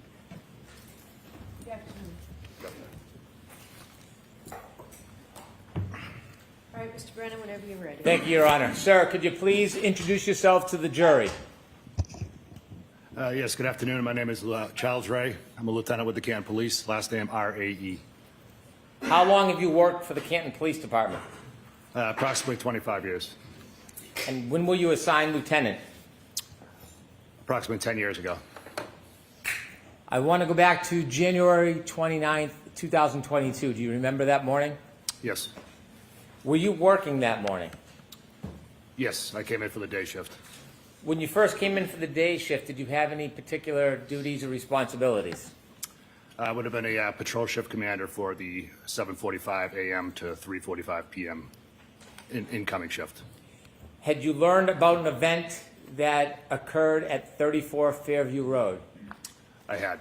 Were you part of that response or group of officers that went to 34 Fairview Road? No, I was not. Your role that morning was unrelated to 34 Fairview Road? Correct. At some point, did you learn the name of the person who was at 34 Fairview Road that needed medical attention? I did. And what was that person's name? Mr. John O'Keefe. Did you learn that Mr. O'Keefe was brought to the hospital? I did. At some point, were you advised of his status? At some point later in the day, yes. While you were at the station after learning about Mr. O'Keefe, You are muted. did you make a decision to do something? I did. Was it an order from somebody, or did you make a decision on your own? I can't recall whether it was an order from somebody. I don't think it was an order, but it probably might have been at the suggestion of the former chief of police. Either that or it just developed organically. But one way or the other, we decided that the right thing to do would be to do a well-being check of the home at 1 Meadows Ave, which is the decedent's residence. Why were you doing a well-being check at Meadows Ave? We, at that time, we were under the impression that there may be 2 unattended young children at the home. When you decided to go to Meadows Ave, did you use a police vehicle? Yes. Do you remember which vehicle it was? It was Canton 682, which is the supervisor's vehicle. When you decided to go to Meadows for a well-being check, did you ask anybody to come with you? Yes, myself and Sergeant Lehan. Do you remember the weather that morning? Yes. Could you describe it for us?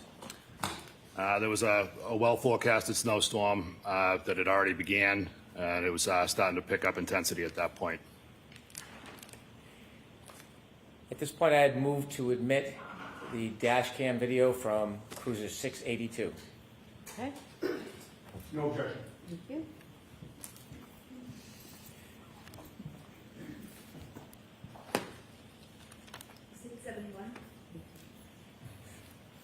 Did you travel from the police station to Meadows? Yes, Do you remember about how long that took you? a few minutes. Who was driving? Sergeant Lehan was driving. And where were you seated? I was in the passenger seat. Do you remember arriving at Meadows? Yes.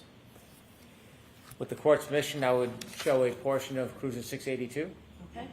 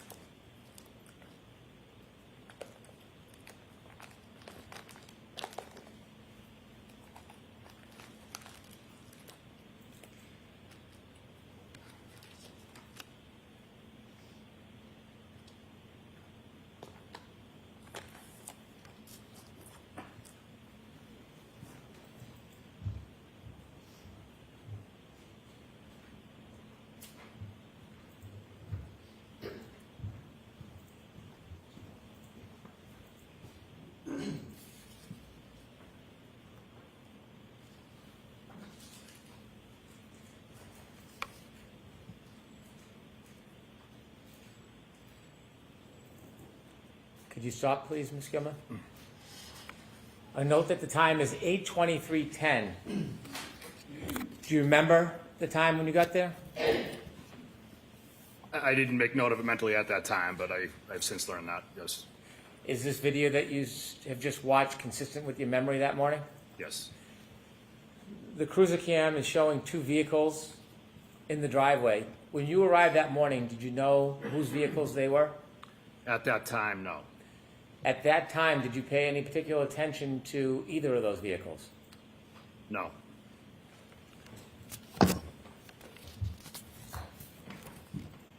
If I could show Exhibit 10, please.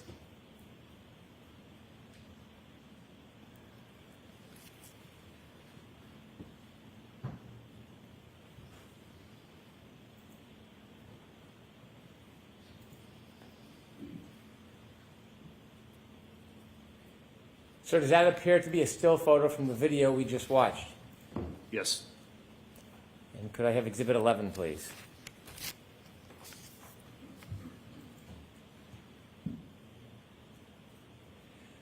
When you arrived for the wellness check that morning, were you working as an investigator in any way? No, I was not. Did you happen to pay any particular attention to the right side of the back of that car that morning? No, I did not. And is that photograph a close-up of the previous picture? Yes. Does it appear to be a still photo taken from the video on the cruiser that you were driving that morning or that you were in that morning? Yes. Okay, you can take that down, please. Thank you. After you arrived at Meadows, did you do anything? When we arrived at Meadows, we walked up to one of the front doors and rang the doorbell, knocked on the door. Anywhere we could see through plain view, we were just trying to see if we could raise anybody, see if the children were at the house. Did you find anybody? We did not. I'm going to ask to show 159. It's a portion of an exhibit that's already been introduced. Okay.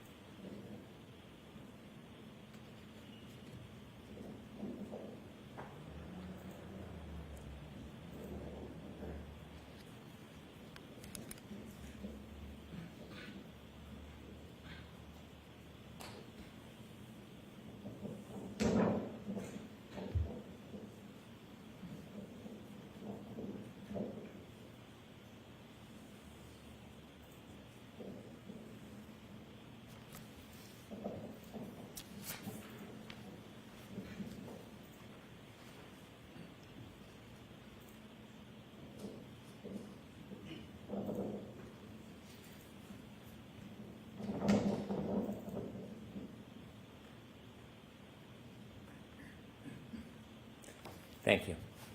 At this time, I'd move to introduce former 19. No objection, Your Honor. Okay.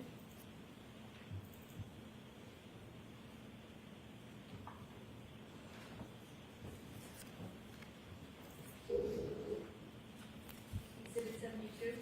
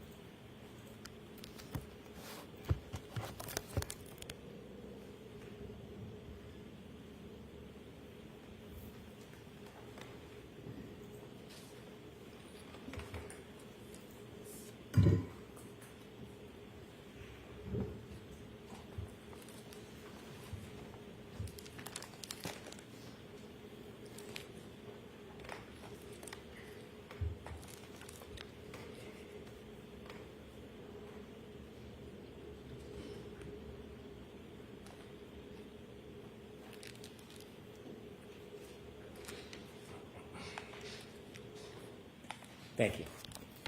The first video that, well, the second to last video you just saw, is that you and your partner arriving? Correct. In the last video, who's in the doorway? I was on the right side of the frame, and Sergeant Lehan was on the left side of the frame. How long did you spend at the residence for the wellness check? A few minutes. I don't think more than 5 minutes. Thank you. I have no further questions for the witness. All right, any questions, Mr. Yanay? We have no questions, Your Honor. Thank you. All right, so you are all set in time. Thank you. So your next witness, Mr. Brennan. My next witness would be Kevin O'Hara. Kevin.